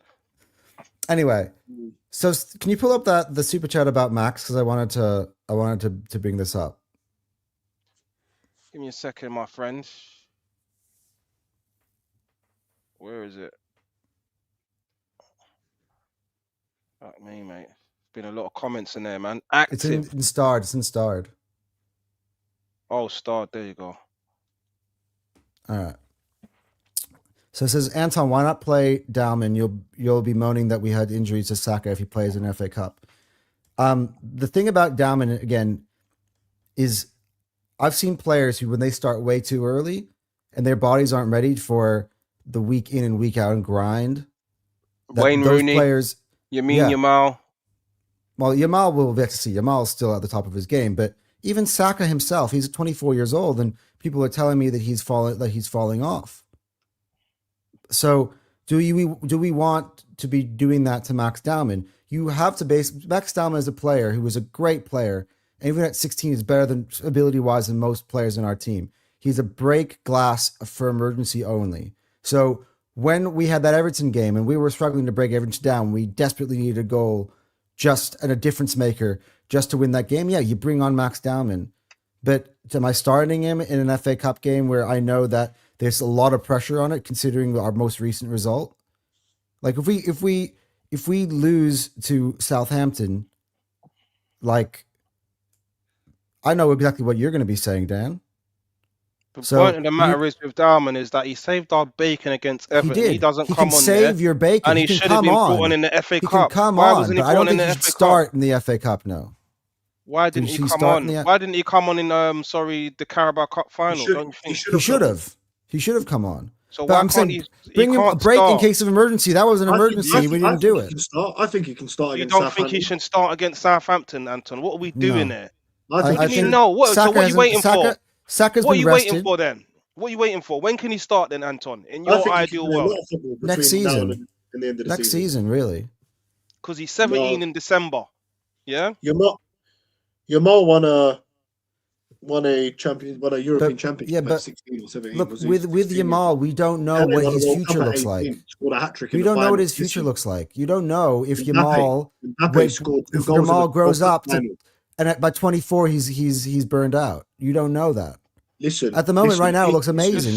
Just stop it, Anton. Listen, we've got nothing in our team like Max Dalman, and for me, with us trying to win this Premier League, I'm not taking no more risks, and I'm starting him. That's what I'm doing. So the thing about starting, I always look at starters and finishers. Him every game in the Premier League, Dan. I wouldn't be. I'll be starting him against Bournemouth, 100%. I'll be playing him in certain games for sure. 100%. Bournemouth definitely being not. Injured. Who are you going to be playing in the hole? Who are you going to play in the hole? Well, Odegaard apparently is back, so I'm starting the captain, and it's his responsibility to help lead us to the Premier League title. Southampton, he should definitely start, and if he plays well, he might earn a start against Bournemouth. That's facts. He doesn't make us any. I think he could. I mean, look, if there was any game to start him, it would be that. I just wouldn't start him in any game. I think he's a sub, no matter what you do. Like, he started against what was it? The Mansfield Town, because the level of opponent was lesser. I think Southampton is a team that's the top of the championship. In the Prem, Dan. You know 16. how old? 16. There we go. Stop the nonsense, Anton. Just please stop trying it, bro. To protect my players. I think he can be an amazing generational player. You ain't got to protect him that much. I'm not starting him regularly in games until he's 18. Guys, listen, on our channel, Dan, we've got 54 watching on our channel. We are 4 likes away from 50. So please do that. It helps the algorithm. It helps push the channel. If you ain't subscribed already, please do subscribe. Help us get to 2K. Yeah, I think there's still some air from Jez's channel, so yeah. There is, still running on Jez's channel. If you're on Jez's channel, just subscribe to Gooners Therapy, man. Dan, you got to tell them to do it for you, because they ain't going to do it for me. yeah, you're not going to do it for a positive Dan, but do it for me, because I'm the man that calls out positive Dan all the time. So I'm trying to say, all the time. Just subscribe, go and see the videos of me calling Dan out, and we go back and forth all the time, man, because he calls himself positive Dan, I call him deluded Dan, and this is his sidekick below Anton, man. Serious. Dan, can I ask you a question on that topic, though? Because you called both us out. One second, Anton. I've just dropped a video as well. I replied to Dan, but after that I do like a little video, and I reply to something DJB said, which I'm going to save for our show tomorrow morning, Anton. I'll get it up then. Yeah, DC, if you want that dose of positivity in the morning, you know what I'm saying?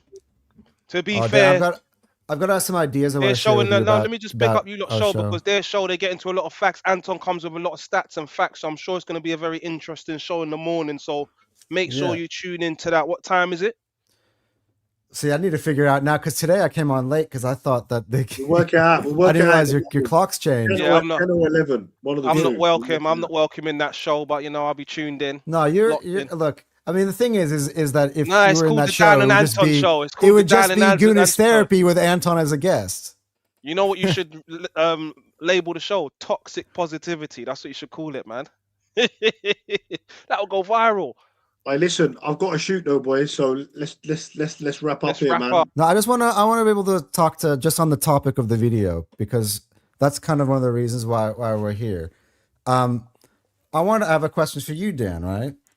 My question is that okay? We lost the cup final, right? But what else are we supposed to say? Like we're supposed to be searching for the negativity and being like, hey, we lost this game, so we're not winning anything now? Or are we supposed to be like, look, that was a bad game. We put that in the rearview mirror. We move on. We kick on. We have a Premier League we can go win. We're still, in the FA Cup. We're still in the Champions League. Because what am I supposed to say? No, we're not winning any of these things now, or give up. That's where I feel like. What's just raided us, Dan? Sorry, I'm going to stay on for a little bit then. Big up Dan Potts, big up the 12th man. Now, what I'm saying, Anton, it's not about.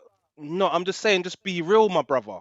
Yeah. Dan, do you know what? Since we got the raid, let me pull the clip up now, quickly.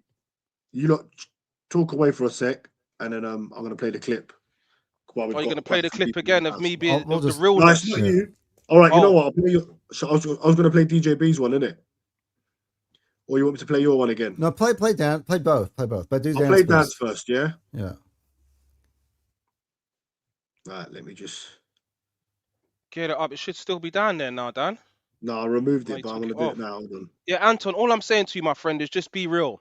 Yeah? Be real to the fact that because we've lost that Carabao Cup final and the manner that we've done it, this could have a serious detrimental effect on the players. Now, I'm not saying it will, but in the back of your mind, you should be saying to yourself, you know what, this could have a bad effect on us. Look, do you want me to tell you how I felt about the game? Because, I won't lie to you. Hold on, I've got it up, boys. So let's watch it, yeah? Talking about they don't support Arsenal, but these fake Arsenal fans, now that we've lost the Carabao Cup to Manchester City, yeah, remember what the narrative was before, people. We win this Carabao Cup, that's going to push us on, that's going to give us the confidence to go on and win more trophies. This could be the start of a historic quadruple. This was the talk before. This is going to give the players, the manager, the belief that they can go on and do major things. This is Arsenal's biggest game in 6 years. This is massive. We have to win the Carabao Cup. We will win the Carabao Cup. Now that we've lost the Carabao Cup, these same Arsenal fans are talking, oh, if you won the Carabao Cup, would you have been happy if we'd just won that? No, you wouldn't have. So why do you care about it? We don't really care about the Carabao Cup. We've got bigger fish to fry. The cheek, the audacity, and the grey settings. How dare you talk that nonsense? Now the narrative is, we're definitely going to win the Premier League. That's what we care about. 100% they're giving it, They can't come out and be real because they've put this mask on all season and been doing this toxic positive thing that we're definitely going to win this, we're definitely going to win that. And now that they've got egg on their face come the Carabao Cup final and we lost to Manchester City, yeah, the goalposts have now changed. The goalposts have now changed. And instead of coming out and saying, you know what, I'm a bit concerned with the manner that we lost that Carabao Cup and to who we lost it to, because what they were saying before as well is that if whoever wins this Carabao Cup final, this is going to give them an upper hand in winning the Premier League. Now they can't come out and say this is happening. You know what? I was 100% certain that we was going to win the Premier League before, but now I've gone down to 60%. I've gone down to 70%. Because we're not 12 points clear in the Premier League. We're 9 points clear. Man City got a game in hand. They win that game in hand, they go 6 points behind. We lose and they win, they go 3 points behind. They slap us at the Etihad, which I think they will do after that Carabao Cup final. They're on the same points as us. This title is far from over. Now, I'm still 60, 70% we're going to win it, but 30% of doubt is a big bit of doubt, and there should be doubt.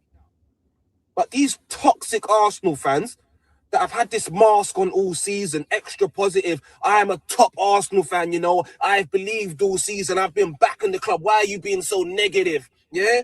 They want that I told you so moment at the end of the season. They want to be hailed as some sort of oracle. I know football. I told you so. I knew we was going to win it. You don't know nothing. And now it's time to be real. Do you understand? Enough is enough, man. I can't stand them. I can't stand them. Just be real. That's all you got to do. Be real. Now, personally, I don't think I've said anything negative there. I haven't said that we're going to lose the Premier League title, it's over. I said I'm at 60, 70%. What have I said negative there? What all I'm saying is that all these Arsenal fans that was talking all this big talk before, yeah, they just can't come out and say, you know what? That was a crushing defeat to Man City, our rivals. Because I said it before the game, this will have a big factor. You said it, Dan. This could have a big factor on the title race. Yeah, with who wins this game, that could push the team on to have confidence. Now that that's happened, you still can't come out and say, you know what, this could have a detrimental effect on our season. We might crumble after this. We just don't know. Now, I'm not saying that that's going to happen. I don't think it will, but we go in that game against Bournemouth, yeah? Dan's nervous, I'm nervous. We even draw that game against Bournemouth, yeah? Buckle your fucking seatbelts up. That's all I'm saying. Buckle your seatbelt up. It's not What I over. will say, though, did you not say we were going to win the Carabao Cup? I thought we was going to win it 2-1. That's it. But When we got down to when... Okay, yeah, I was wrong. I was wrong. I wasn't saying 5-0 like you, Dan. So were you left with egg on your face? 100%. Well, exactly. Well, exactly, but now I'm coming out and I'm saying I'm 60, 70%. You're still saying 95%, Dan. Yeah. It's over. It's in the bag. It's not. How can you be We're gonna sitting win there the Premier telling me League. that We didn't lose the no points for Premier that game. title is in the We didn't- bag? It's not in the bag yet. What I said is that if we win it, could 100% give us more confidence. And the main thing I said is if we get to another final in May. Now, I'm less confident we'll win a Champions League or a Did Carabao you say Cup. that will have a That's what I said. factor on the Premier League? Did you say that? Yeah, I said it could help us in the Premier League, but what I said was it could help us mainly if we get to another final in May, because it's a final. If we win a final, if we're in Budapest in May, they'll feel like we've won one already. We can win another one. Now, if we make an FA Cup final or make the Champions League final, God willing, I won't be as confident because I'll be thinking, you know what, we've already lost the final this season. With the Premier League, if we were 1 or 2 points clear, I would be a lot more scared because we're 9 points clear, because there's only 7 games to go. Why do you lot? You know what? Why do you keep saying 9 points like it's enough? Let's just say Man City win their game in hand and they're 6 points. Would you still be saying that we're 6 points clear and we got to go to Etihad? Well, I'm asking a question, bro. Yeah, well, all right. So even if we're 6 points clear, I'll be back in a second. My missus just didn't have the keys. I gotta let her in. Go on. 6 points clear with 7 games to go. Take a break, Anton. 6 points clear with 7 games to go. I would still 100%. 6 points clear with 7 games to go and we got to go to Etihad. So worst case scenario, we win our games and Man City win all games, we go to Etihad. If we was to lose against Man City now, yeah, and they're now 3 points behind us. What if we beat Man City? If we beat Man City, then it's done, that Dan. If we beat Bournemouth and they drop points against Chelsea, then I'm going to be at 90%. But we're not there yet, Dan. Do you understand? No, listen. Look, I said I thought we were going to win the Premier League before the ball was kicked. I'm not going to change my mind now. You said we thought we'd win the Carabao Cup as well, Dan. To call Arsenal fans fake for supporting their team in the way they want to support their team, I think it is fake though. It is fake though, Dan. It's not disgraceful, Dan. It's not. It's fake because you can't come out and just say, you know what? Yeah, because I've had conversations with you behind the scenes, Dan, and you're not the same man, bro. Lights, camera, action. The lights come on. You're a different guy. Yeah. What are you talking about, bro? No, I'm not gonna say nothing on air, Dan. Innit? When the lights, camera, action comes on, yeah, people change. People change. That's what happens. Yeah.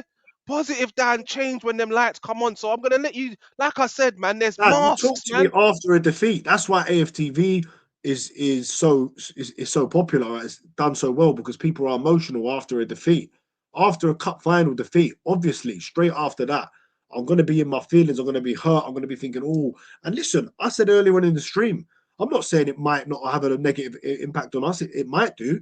But I'm still very confident we'll win the Premier League. I don't think there's nothing wrong with that. I don't think there's nothing fake about it. Simple as that. Yeah, but you're just going to keep saying it. You're going to keep saying it, Dan. You're going to keep saying it. We've got 209 people watching, man, from the Pots raid. Thank you for Pots for the raid. And guys, if you could just subscribe to our channel. We're trying to get to 2,000 subs.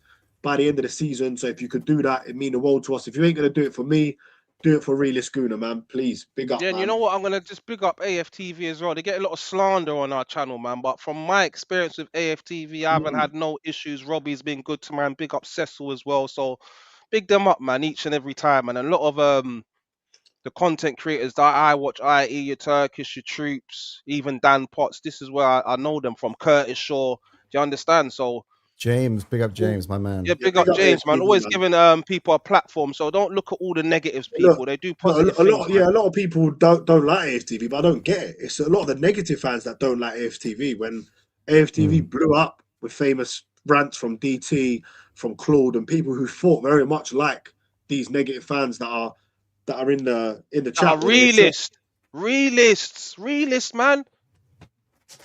Can sorry, I was away, so I want just to know address some of these people Dan's- saying that they're not for us. They've just come from Potts's channel, who works with AFTV, but whatever floats your boat, man. Okay. We were talking about just before when I was Creatine gone. Dan, Was, big up, man. I'll take that as a were you guys compliment. talking I like about that name. Hey, they the kill you video? with that one, creatine, Dan. I like that name, bro. I like Wasn't that name. what Aaron called you? Yeah, And it's that's a stuck. compliment, man. It's stuck since then. That's Oh a good my name, God. bro. You know what I'm saying? That's a good name. Yeah. Look, hey, Who was that in the background, man? Someone wants to make an entrance. There we go. no, my dog. Fucking hell. Smash those likes, people, man. Get us up to 60 likes. No, so I want to address to this because I feel like I haven't been able to really kind of I can speak my see your feelings bird on in the the cup. background, Anton. Is that your missus that keeps It's my popping up? missus, yeah. They're asking if it's you in the background. Hello. Hey, hope you're good. Dan, that's a poor accent, man.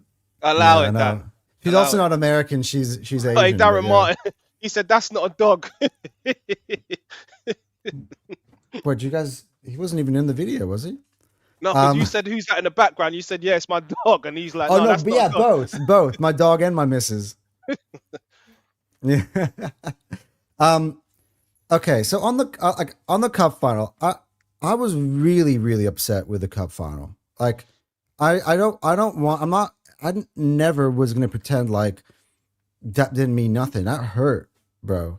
Like the way we came out to play that game, the way that in that second half we basically retreated into our own half and let them dominate the game. The way that Arteta never made the substitution of Calafiorian for Nkapie when he could see that Semenyo has found a weakness. That on the other side, Ben White was being cooked over and over again by Doku. He never made the change to adjust to it to help us win the game when it was still 0-0. I was very upset with it. You're breaking that down. You're seeing those Hold cracks on, in the Dan, manager. I've got to read this out. Look, sorry to keep interrupting, but AFTV has changed to be an ultra positive. That's what people have a problem with. The reason is because right now the club is in a positive place. We're not finishing 4th, 5th, 6th. We're not in the Champions League. We're in a Champions League quarter-final. We're 6 points clear, 9 points clear in the My Premier question League. is if Arsenal Why fans would don't want to be people- why would you positive, not be positive? what fan base Why can would be you not be positive positive? right now? Why can't we Like be if- positive right now? Like Hey, if Anton, we I just can't, then wanna no come fan back base to can your be point. positive. I want to come back to your Anyway. point, what you was talking about, the performance in that Carabao Yeah. Cup final. You was talking about the manager, Mikel Arteta, making poor decisions. So what now gives you so much confidence that we can get this over the line with you when you're seeing these cracks in his managerial performances? Why are you so All the confident? other games. So we've lost 4 games out of 50. That's 8% of our season. That is an example of 8% of our season. The other 92% of our season is where I'm getting confidence from. That's what has us top of the Premier League. That's what has us in the But final my of that problem game to is- begin my with. problem is, That's what has Anton, us in the I know it looks good on paper. You're not including the draws as well. You ain't included no draws. All right, that's fine. what you lot. Fine. That's what The keeps pissing me off. draws are You 16%. keep pissing me off and talking about 4 wins. Yeah, four losses. We've drawn as well, which is just All right, as good as a fine. loss sometimes. Fine. Let's not do that. Do you Fine. understand? Come We've on, drawn Anton. 8 times. So that's now 76% of the season now that we've won. We're 3 wins away from breaking our all-time record. Yeah, and So that's what gives me confidence. It's also where we're sitting at. Like as Dan said, if it was 1 or 2 points and we still have stuff to fight for, and it was edgy, and you have a lot more like nervousness about you, then I understand. But at the end of the day, this season, throughout the whole year, anytime City's had the chance to close the gap, we've shut the door. We've extended it, which is, by the way, very tiring for them. They might have won this game, but they also have lost 2 games to Madrid. They've been knocked out of the Champions League. They've drawn their last 2 games. They haven't shown the form enough that even if we do drop points here and there, for them to go and win. My mentality in the league is this: And it's you're not right, about. that's the only confidence It's I've got is but that Man Dan, City will drop it's more not points. about counting. It's not about the counting amount of the difference between us and Man City. It's about how many points do we need to achieve to win the league. So right now the number is 16. If we win Bournemouth, the number is 13. If they lose to Chelsea, the number and we beat Bournemouth, the number is 10. It's all about that number. As long as that number shrinks to 0. Anton, I know all of this, Anton. All I'm saying is what my issue is that before the Carabao Cup final, you was talking this talk about galvanizing the squad and giving us the confidence to go on and do major things. Now that we've lost it, you can't even say, like, you know what, this might have a little effect on us. It might have knocked our confidence a bit. You can't say that. Look, But if we would have won it, would have done all these major things. Now that we've lost it, it's done nothing. Look, it means nothing. The loss means nothing. That's what you're saying. Dan, the loss means that the quad is dead. That's all loss, it means. No. That was the beginning of my soliloquy here. The loss means that we have a lot to work. There's my missus in the background. The loss means that, yeah, when we get into these cup finals, I'm not as confident as Dan said of winning these cup finals. But I'm looking at through a lens of, I know that the players will learn from specific things that have gone on, from lessons that have happened. If Arteta were then to, let's say, start Kepa again in an FA Cup final, I'd be like, Arteta, this manager hasn't learned. He's not learned anything. It's about taking the lessons from this and moving on. I like the fact that he made them watch as Man City lifted the trophy. They can feel the hurt, feel the pain, and use it as motivation. I didn't like it. Maybe we had to lose this final. That could be damaging, man. But see, that's what the you way got to realize as well. Anton, these are professional athletes, right? They've got the pride. Listen, this team has suffered a lot of disappointment. Yeah, a lot of failures. A lot of nearly getting over the line, finishing second to Man City. Guess what? Man City fall off. Sorry, not your turn. Now Liverpool win it. Then the same team, Man City, that's pipped us, yeah, and run us down. The Blue Shark began losing the Carabao Cup final to them. This could be damaging. But mentally, it could be damaging. But see, this is where I talk about. I believe our players have pride. Like my Philadelphia Eagles. 3 years ago, we were in the Super Bowl in Arizona against the Chiefs. We were winning that game at halftime and we lost it. This is not the Philadelphia Eagles. Listen, no, I'm getting somewhere, because this is the journey that most teams that are champion teams have to go through. They lost to the Chiefs. 2 years later, they came back. They didn't just beat them. They spanked them. And it was over after the first quarter. That's what Arsenal need to do now, is learn from this defeat against Man City. This Arsenal team, the one in 2018, was a completely different team. Nobody in this team is there. That's why I didn't follow hey, this is revenge for 2018, because it's not the same players. These players, having experienced this, are going to, hopefully, this is what I want. This is, again, I'll be right. This is hope. Learn the lessons from this. And if we're in a cup final again, they use it as motivation, or they use it as a reference point of what not to do. Maybe next time we should really go at them. We should really take this game by the scruff of the neck. We should really believe in ourselves and be the aggressors in the game. That's what annoyed me, that we should have been the aggressors, and we weren't. Can I just ask you a question about the Premier League, where you just... But can you hear what I'm saying? I'm just going to break it down for you. I'm just going to break it. When we're talking about the Premier League, whether you like to admit it or not, we were not good enough against Everton. It took Max Diamond coming on, Jordan Pickford mistake, it bouncing off Hincapia's leg, luckily into the path of Gyökeres, for us to get over that line. Brighton, away, wasn't convincing once again. 1-0 we won, just about scraped over the line there, yeah? Yeah. That's what happened there. Then we go on to the Tottenham win. A great win at their stadium, but we know what Tottenham are. Before that was Chelsea? The Wolves draw, and before that was the Brentford draw. Yeah, 2-1 against Chelsea as well. So it hasn't been like we've been knocking teams off of the park, Anton. Do you understand? I don't just think it's all about. I hear you, man. I 100% hear you. And in those performances, I've also felt like Arsenal needed to be able to take it another gear to another level. I'm worried about our attack. I'm worried about Eze. Like I feel like you're kind of framing this as Anton has to come in and defend, and that's when I feel like I come into these I just scenarios. want you to be a little bit real, Anton. I just want you to be a little bit real, man. Now's the time to have a little bit concern. You've had this mask on all season. We're gonna do the quad. We're gonna do this. You and Dan, we are the best team in the world. It's not a mask. This and that. It's my belief, and but your give belief me a chance to be real, crumpled. Your belief got crumpled in the Carabao Cup final, Anton. And there's still no doubt coming from you. You're still going and just saying, you know what?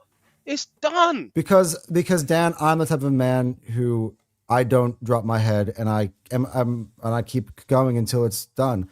If we get hit into here to May and we're trophyless, you're going to see an Anton that's very, very unhappy. I'll still be here. We're still here to chop it up. I'll be unhappy. I'll tell you I was wrong. Do I believe that? Big up Jason, man. This comment here, the international break came at the right time. If we won the Carabao Cup and lost every other trophy, we'd think it was a failure. Listen, I don't think the break come at the right time. It's too much time for us as fans, as the players and the manager to mule over this. Well, you need. I would have loved to play. No, not. I would have loved to get straight back into it, Anton. I would have loved to get straight. No, I agree with you. I agree with you. Yeah, you agree with me. Yeah, I don't like the fact that we've gone to this international break. We have all this news about our players in and out. We have no idea who's fit. Also, the thing is, the very next day we get this report about Eze being out for 4 to 6 weeks. I don't like that. And the biggest again, the thing about this game is I always look at tactically what went wrong. How did we set up that was so wrong? Kai Havertz, for me, had a really good run for a couple games where he looked good. I don't think he's got the ability to play the number 10 for Arsenal and hold up the ball and keep it. When we needed an out ball, Rodri tackled him, and that was it. He dispossessed him every single time. Everyone was gassing him up, Anton. And the other thing that's concerning is... You know that wasn't me who was doing that. Is that a lot of teams that play Arsenal, they sit back and do that what's it called again? Low block. Man City have shown other teams the formula, which is worrying, is to get on top of us, press us make mistakes, give us no time to breathe. Yeah, that's how you're gonna get underneath our skin and cause us problems. If you want to sit back and do this low block thing, try and catch us on the counter, we love that. I dare you put a bit of pressure on Arsenal. Yeah, then you start seeing cracks appearing, and that's what we saw on the weekend. So if Bournemouth turn up, who can still qualify for European football, I have you know, it's not over. They have got something to play for. They're not that far off of they're not even that far off of top 4, 6 or 7 points. They can still get Europa League. They can still get Conference League. Dangerous time. I'm beating in 10 games, man. I agree with you. Look, I'm a bit of a tactico myself. I love to break down games and talk about what games are. Ideally, in my mind, when teams come at us, that means that Arsenal have spaces to go and attack. What frustrated me about the Man City games, we didn't attack them. Man City gave us exactly what we wanted, and we didn't take advantage of it. Why couldn't we get it out of our half? Instead, what we do is that we sat back, we go into our shell, we play preventative, and we're not able to get out. City have got us locked in. We went way too in the other direction. I do agree with that. That is concerning. But at this point, for me, I go back to we only need, at this moment in time, 16 points to guarantee it. We win. Yeah, well, you keep talking about 16 points. All I'm concerned about is the next Premier League game, and that's Bournemouth. And that's one of the worst teams that we could have come up against. If I'm being 100% honest, let me finish, Anton. If I'm being 100% honest, this is one of the worst teams we could have come up against. They beat us at home last season. They're unbeaten in 10, 11 games. Yeah, they like to play football, keep the ball on the ground as well. We just scraped past them when we played them at their ground. So this is going to be a big test. Now, I'm not saying we're going to lose that game. I'm not saying that we're going to win. I don't know what's going to happen. That's just me being real. I'm not sure what the scoreline is going to be. I'm concerned. Yeah. Look, again, it's the thing is to me is what happens next. Like, how do we respond? Do we learn from us not being able to do X, Y, and Z? Do we have adjustments to it? That you would not agree. That's what you want to see now. That's the next step. Like, who was it in the chat? I just saw it just said, sounds like a manager failure. Wouldn't you agree? That day was the manager failed us. I want to see what he has next. I want to see. Yeah, and there's people in the chat that are talking about Southampton like there's some dusty tea. Let me tell you, in their last No, 6 games, yeah, 2-0, 1 win, 2 win, 3 win, 4 win. They are unbeaten in their last. Let me tell you. Oh my gosh. They are unbeaten in their last 14 games. Thinking it's going to be easy peasy going over to St. Mary's, man. Behave yourself in the chat. Think it's going to be easy against no, it's not going to be an Southampton. easy game. That's That's why not an easy game. Yeah, I agree. If we don't go It's- full strength against Southampton, which we need to, then it could be problems. But I don't If feel it, like if it was Arteta Southampton will. at the Emirates, I would have felt different. But our record at St. Mary's is poor over the years. This Like, is what I'm saying. yeah, look, do I agree with you to a certain But the point that there are narrative is, cause for God forbid we concern? go up against Southampton. You know what the narrative is going to be? We didn't win the FA Cup. If we would have won the No, FA no, Cup no, and no, nothing no, else, no, would no. you have been happy? We're still on for Sorry. the. Everything will deflect onto the Prem. Everything See, will deflect Dan, on we're going to win the Premier Dan. League. We don't care about it. I'm telling you.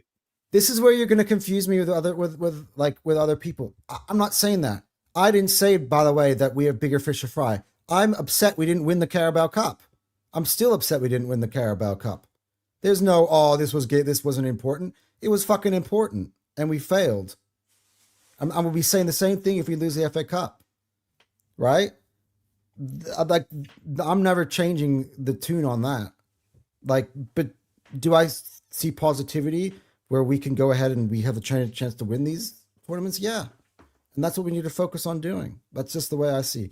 I'm never just going to be out here being like, hey, Arsenal, we're not winning against Southampton. We're not winning against Sporting. We're bottling the league. I don't want to set up these negative narratives that. Yeah, but that's where people get me twisted, is that I never speak like that. All I come out and say is that it's not a done deal. I'm not going to be arrogant and put this mask on of ultra positivity and say that we're going to go and smash Southampton. I think we will beat them, but I won't be surprised if we don't. I am not going to go in a game against Bournemouth where we've just been smashed, and I know that it's crunch time, the pressure's on, yeah, and say that we're just going to beat Bournemouth at home. I'm not going to say that. Well, luckily for us, Dan, that we have 2 games before that in order to kind of get our bearings right before we get to that Bournemouth game. Southampton game, Sporting game. Those games we need to win for other reasons for the other competitions. But would you feel that if it's better to have those games in between, because let's say we win those 2 games, you kind of put that CD loss in the rear view mirror, The only and we reason kind I of got say that, momentum building. the only reason I say that it's not good that we've got those games in between, because as you're alluding to, and which I believe, is that the Premier League is now the best hope of us winning something with the position that we're in. Yeah, that is the most nailed on thing that I can see that we could win. So we play that game against Southampton, we play the game against Sporting Lisbon. Not only is it fatigue, it's potential more injuries going into that Bournemouth game. So I don't think it is good. I would have preferred to play the Bournemouth game first and then There go are on to different those ways games after. to look at it. There are different ways to look at it. I think whenever you have a defeat like that, I'd rather have the chance to turn our form around without there being the risk of losing Premier League points. Facts. So we have a chance to Southampton to turn it around, which is why I'm not starting Max Dowman, because that to me is a signal of to Southampton, whether we like Dowman or not. Anton, how long We're we gonna playing our do youth this academy player. Dowman The thing Southampton for? goes, hey, this team is overlooking us. He's our best from what I've seen. Obviously, we haven't had the what's it called, pleasure to see him playing game in, game out. But from what I've seen, there's no one in that Arsenal team right now that can do what Dowman does. I agree, which is why There's I'm no one that trying to can do protect what he him. can do. He's I not agree. too young, because we've seen it from other players. We're not saying play him every game into the end of the season. But like I said, you're saying start him against Southampton. I'm starting him against Bournemouth. I am starting Dowman against Bournemouth. If Can I Eze's ask you? out, Good question, though. What would your lineup be? I mean, of course, we don't know with the injuries, but let's assume that most of them are fit, the ones that we haven't confirmed. What would your lineup be against Bournemouth that would include Max Dowman in it? Like, so he's on the bench. I'm praying that Timber's back fit. So obviously we're starting during Timber. Gabriel Saliba, simple maths. Hinkapia left back. Zubamendi Rice. Dowman. Simple maths. Yeah. Right, Saka. Up top, Victor Gyökeres. And on the left, Oh, we're so you going for got Damen Trossard. on the. So you got where you got In Damen the in the hole. 10? In the hole, yeah. That's what I play him. Oh, this whole I time play I him in the thought you hole. were. So do you not think Odegaard? Because I'm look, we don't know, we haven't seen him. That's another Odegaard's concern of finished. mine. Sell his Clark. I'm done with Odegaard. Sorry, Anton. I'm done with him. We'll see. I mean, for Obviously, me, you're saying you would start Odegaard, yeah? from the point of view of he's the club captain, I still think that he's got something. He had showed some good form at some point in the season this year, like November, December, January. He was finding his feet. He was one of our better players. Like, it was to a point where Eze couldn't get in the team because he couldn't get on the left behind had a Trossard. He couldn't get in the middle ahead of Odegaard. My problem is Arteta just overused him, and then he got hurt, and where he got. Big up everyone in the chat. Big up Dan Potts as well, 12th man. If you've come over here from his channel, I appreciate it. We appreciate it. Make sure you're subscribing to the channel, hitting that like button, all that good stuff. I've got a comment here from NTX. Dad, this is to you, Anton. So what makes you think Arteta will go brave at the Etihad in 2 weeks? Not even looking past Bournemouth. He doesn't need to. You're talking about the Carabao losses motivation. It won't affect us. So he doesn't need to be. He doesn't need to be brave at the Etihad. No, he doesn't, because it's on them to win. They need to win the game. If we get a draw at the Etihad, how does that help Man City? Like, so let me get this right. We don't need to win. We don't even go there and set up not to lose. You would go there and set up not to lose, Anton. No, I wouldn't. I wouldn't set up not to lose, but I also wouldn't go gung ho and leave ourselves exposed. It's a combination. What I don't want to do is sit there and defend from the start and let them be on the front foot the whole time. That would be a mistake. But you have to have some balance. They're going to treat it like the Carabao Cup final. They've got the formula now. Yeah, and it's going to be rinse and repeat. That's what it's going to be. So, but my question would be, though, Dan, and that's my question not to you, to Mikel Arteta. How are you going to, if you're going to set up that way, what are you going to do that's different, that's going to link the defense to the attack? How are you going to get out and get onto a counterattack? Because that's what we never did. We were never able to get out and then hit them on the break. He's not going to do anything different, Anton. That's just what I believe. Yeah, that's where I think Odegaard comes into play, because at least Odegaard can hold the ball up long enough for us to be able to get a counterattack going of some form, where Havertz just got dispossessed. He fell over, got dispossessed every single time. That's where we lost the final, because what Jason's saying there is Calafiori and Raya. Yeah, that's it. By the way, Nkapia I think is going to be out, but yeah, Raya plays a big difference. One of the big reasons why Raya is probably the most press-resistant goalie there is in world football today is because he gets us out so quick. You notice how like Kepa's just sitting there on the ball, and it makes you nervous, and it gives City the chance to kind of set themselves and actually lock us in and press properly. Raya just gets the ball, he quickly just gets it out to his player, and he gets us moving, and we're out. And I think that is a big difference. So why is it that when we've played Man City twice this season, one time we did have Raya, yeah? Why didn't we look great again? We didn't lose that game, but why did we not look great against them at home? That one was Arteta. I'll go back to it's all back in September. Arteta's, I believe he started with Marino in the 10. If I remember, that was one of the reasons. It was the setup of the game. Look, Arteta has... The fact, Anton, is we've played against Man City twice this season. When we played it against them against home, it was not a great performance. It took a Martinelli goal on the dying embers of the game to rescue a point for us, and it was another poor performance at Wembley. Both of these games are not a Man City's home. Now we're going across to the Etihad, yeah? How can you be sitting there with confidence? What do you think we're going to... So what do you think the result's going to be? What do you think it's going to be, a draw? What do you think you're going to win? We ain't won there in 8 years. What do you think's going to happen? I wouldn't be surprised if we did win, but not in the way you think. I wouldn't be surprised if we won because we are so resolute defensively, and we've done it correctly with the right keeper and the right setup, and that they can't break us down, and we're able to kind of hit them on the break or hit them against the run of play and hold on to a 1-0 win. Maybe even we get one from a corner, then they're trying to chase it, and you get a second Anton, bro. later on. There's so many Just different stop ways to it. target this game, but the thing is it is on them to go after the game to win it. We have less pressure going into that game, and my So let me thing say- is let me not say this- let me the say Man this City then. game, by the way, Dan. It's about all the other 6. You win all other 6, we win the league. Yeah, facts. You're right. We So win it doesn't over matter. 6, but I know it doesn't matter, and I'm hoping that happens, Anton. All I'm sitting there saying is, like I said, I'm a bit worried and I'm a bit concerned. Yeah, and if I'm being honest with you, we should have had this league wrapped up long time ago. The games where we've dropped points, Wolves, and all these type of games, going up against Sunderland, not even trying to score a goal against Liverpool, just being negative and defensive at home. These are the games I'm looking at and saying, you know what? We're 9 points clear right now. I think we should at least be 13 points clear. There's at least another win, and then there's at least 4 points I could say that we should Sure. have right now. I Due to agree. negative tactics and what you're talking about right now, going setting up not to lose. Yeah, this is what's been on our undoing. I agree. By the way, I don't think that Arteta set up at the start of the cup final not to lose. I think as the game progressed, he ended up backing into that sort of mode. I think we had a good 20 minutes. Yeah, exactly. The fact that we had a good 20 minutes to start tells me that, and Havertz was in, he missed. That tells you that we actually came out with a positive attitude. It's just that we were so quick to fall back into that shell. But I heard a lot of people saying, "Oh, Arteta came out to defend from the beginning," which I think is false. It's just the way the game played out. The Nketiah card happened. They found a weakness in terms of Nketiah just couldn't do anything. He couldn't make a challenge because he didn't want to get himself sent off.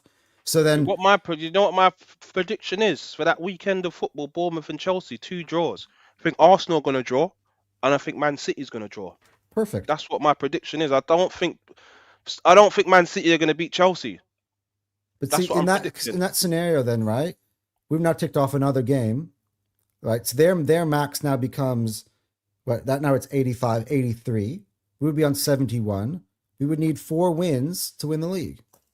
Yeah, but we don't want to be having games at home to Newcastle, going away to West Ham in a dogfight. Just tick the games down, bro. It's about we just need we need to forget about them and just be like, we need X amount of points to win the league, and that's all that matters. If we start dropping points and they're winning and they close the gap, then we have to revisit that. But for me, I feel like also that weekend when we beat Everton, we sort of graduated past that phase of looking over our shoulder. It's now about taking care of business. As you say, one game at a time.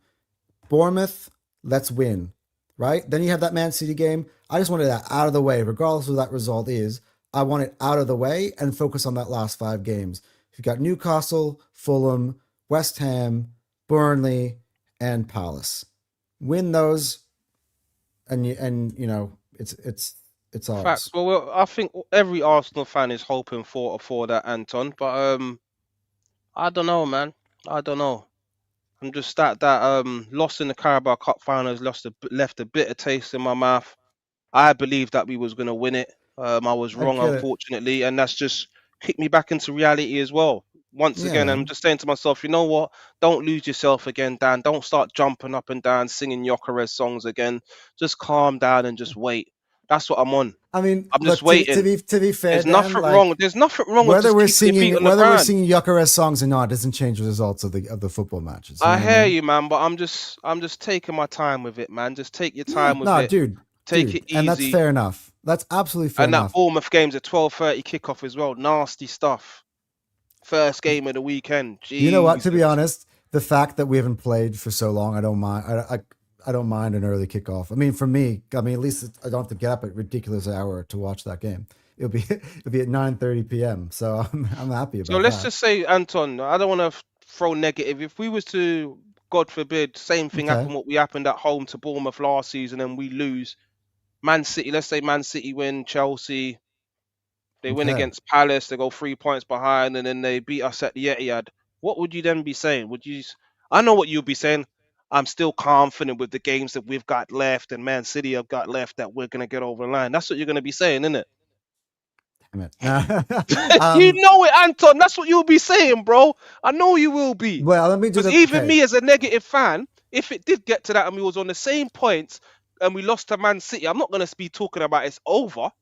and we're not going to Right. win the Premier League, I'm going to still be saying, yeah, we still got. I'm 50-50. That's where By I'm the at way, now. by the way, Do you Ryan understand? says everything is if. This is a football conversation, Ryan. If we're in this position, if we're in that position, we're talking about hypotheticals and how we approach everything. That's otherwise we might as well not have any conversations. Facts. In that scenario, okay, I'll be honest with you. So that means it would probably be three. It would be a 3-point gap, right? No, I said after the game, and Man City, if they was to, God forbid, beat us at the Etihad, and now we're on the same points, how would you be feeling after that, Anton? I mean, given that our form, I'd be like, man, I'm concerned. Something's been going wrong for our form, right? The situation changes. I wouldn't. I mean, yeah, it's not a good scenario, Dan. It's not a good scenario. I hope not to get to that scenario. That's all I'll say. I mean, we have to take. Jason's telling me to do the accent again. I don't want to do the accent again, man. Do it.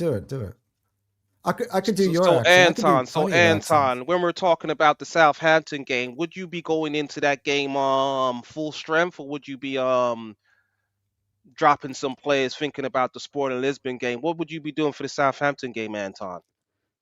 So Dan, what I would be doing is That's a decent English accent you got there, man. Oh, come on, man. Of course it's a great English accent. I would be sacking Arteta. No, okay, in all seriousness, to answer your question, I probably would, if there are players that come back from the break and I'm worried about their health, I'm not playing them. But for some of them, like Gabriel, I'm actually playing in that game. Saliba, but I'm actually probably playing in that game because they've had about 2 weeks rest. They didn't go to internationals at all, right? I'd probably play MLS. I probably would play on the other side. I mean, Ben White, actually say for the Southampton game, I'd say Ben White. I mean, he scored for England. He looked pretty good. You might have to play. Timber might not be back. He might have to play. Again, I'd rather Timber play in the Champions League. I would still start. No. Do you start Kepa or do you start Raya for that? Oh, stop game? That, Anton. Are you okay in your head? I mean, obviously you gotta start Kepa? Raya. I'm just wondering what Arteta's gonna do. We can't see Kepa again for now. What would you do? We can't see Kepa again for the rest of the season. Raya. We'll start Raya. We'll start Raya. Rice, I think, might play the Southampton game. Zubimendi, no. I'd say Norgard plays that game. But Norgard's got to play for Denmark in the week. I'd still do that. I'd still go Rice and Norgard. I think Saka's going to have to play on that right because he also hasn't played. On the left,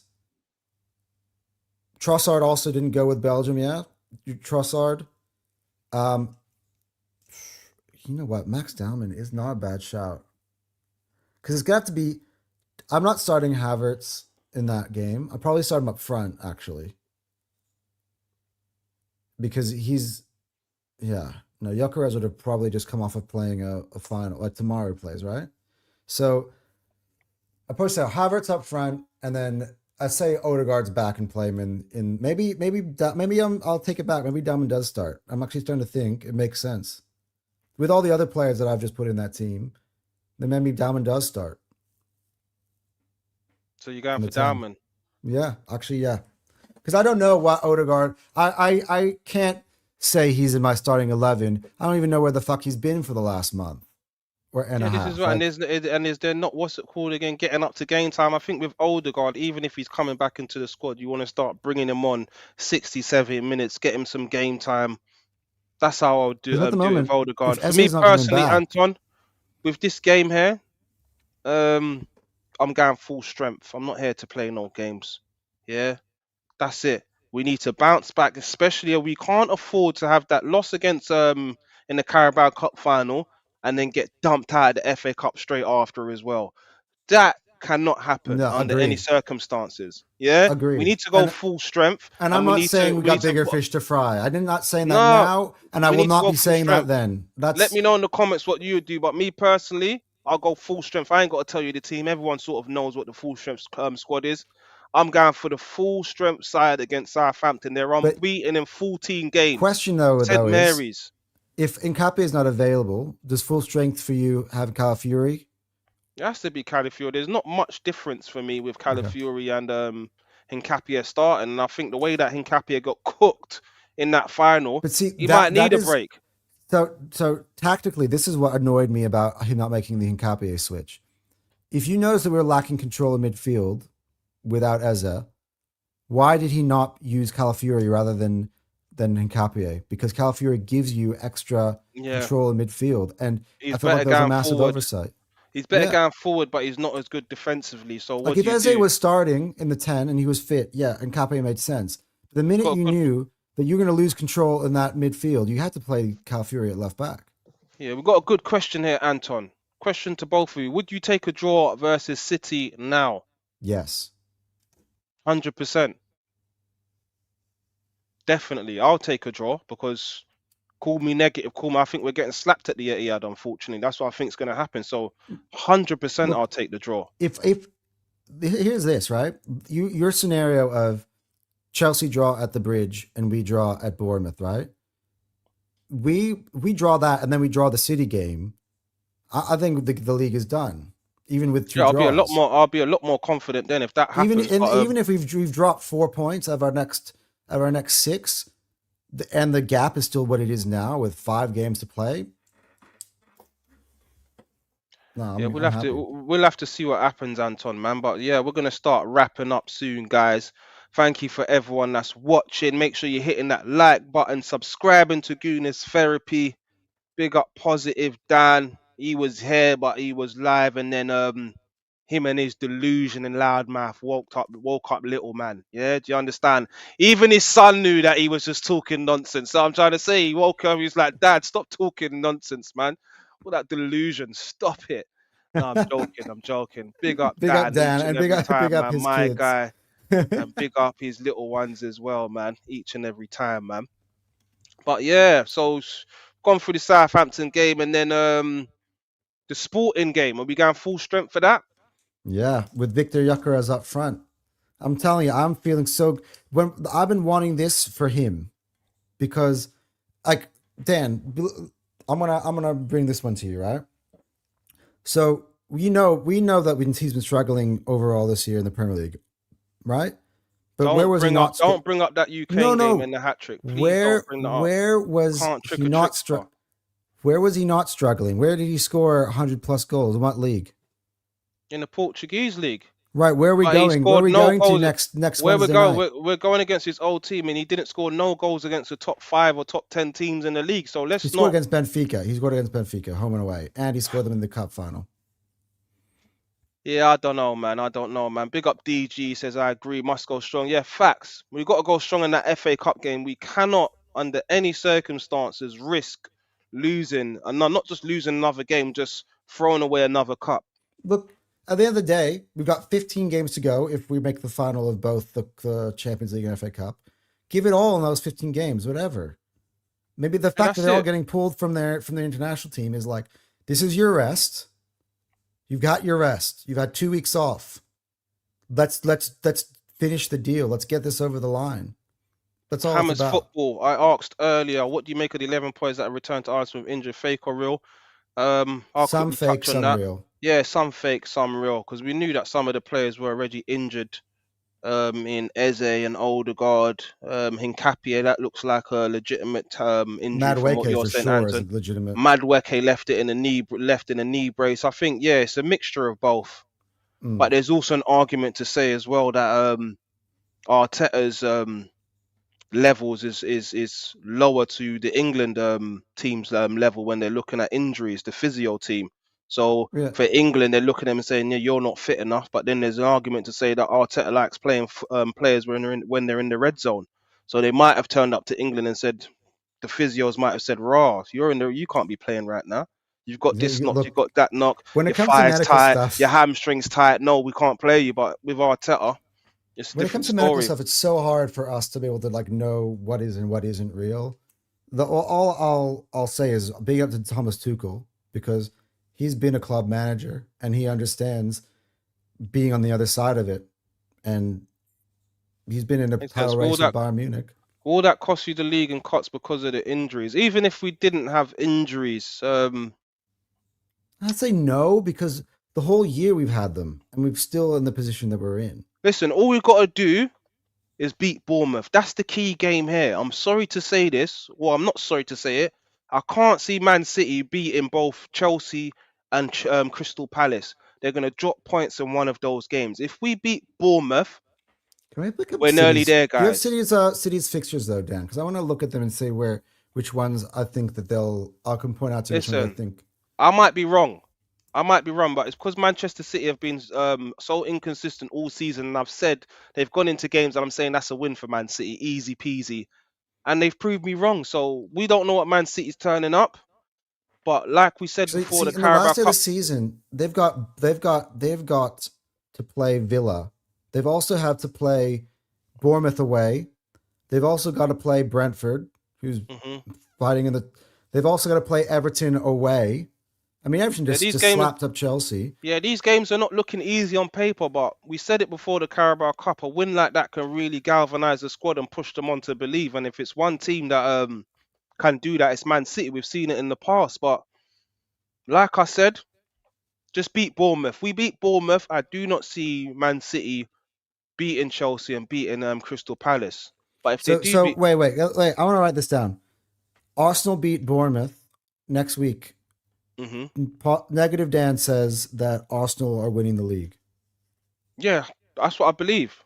I'm not going to be 100%, but I'll be at about 85%. If we beat Bournemouth, yeah, and it goes to it goes the way that I'm thinking. I just don't think Man City are going to not drop points in those two games from what I've been seeing from them this season.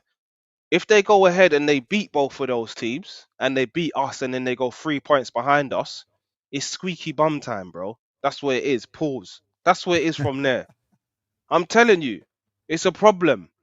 Yeah, I agree. I mean, look, the next few games, we need to just kind of right the ship, change the vibes, and we need to get on a good run.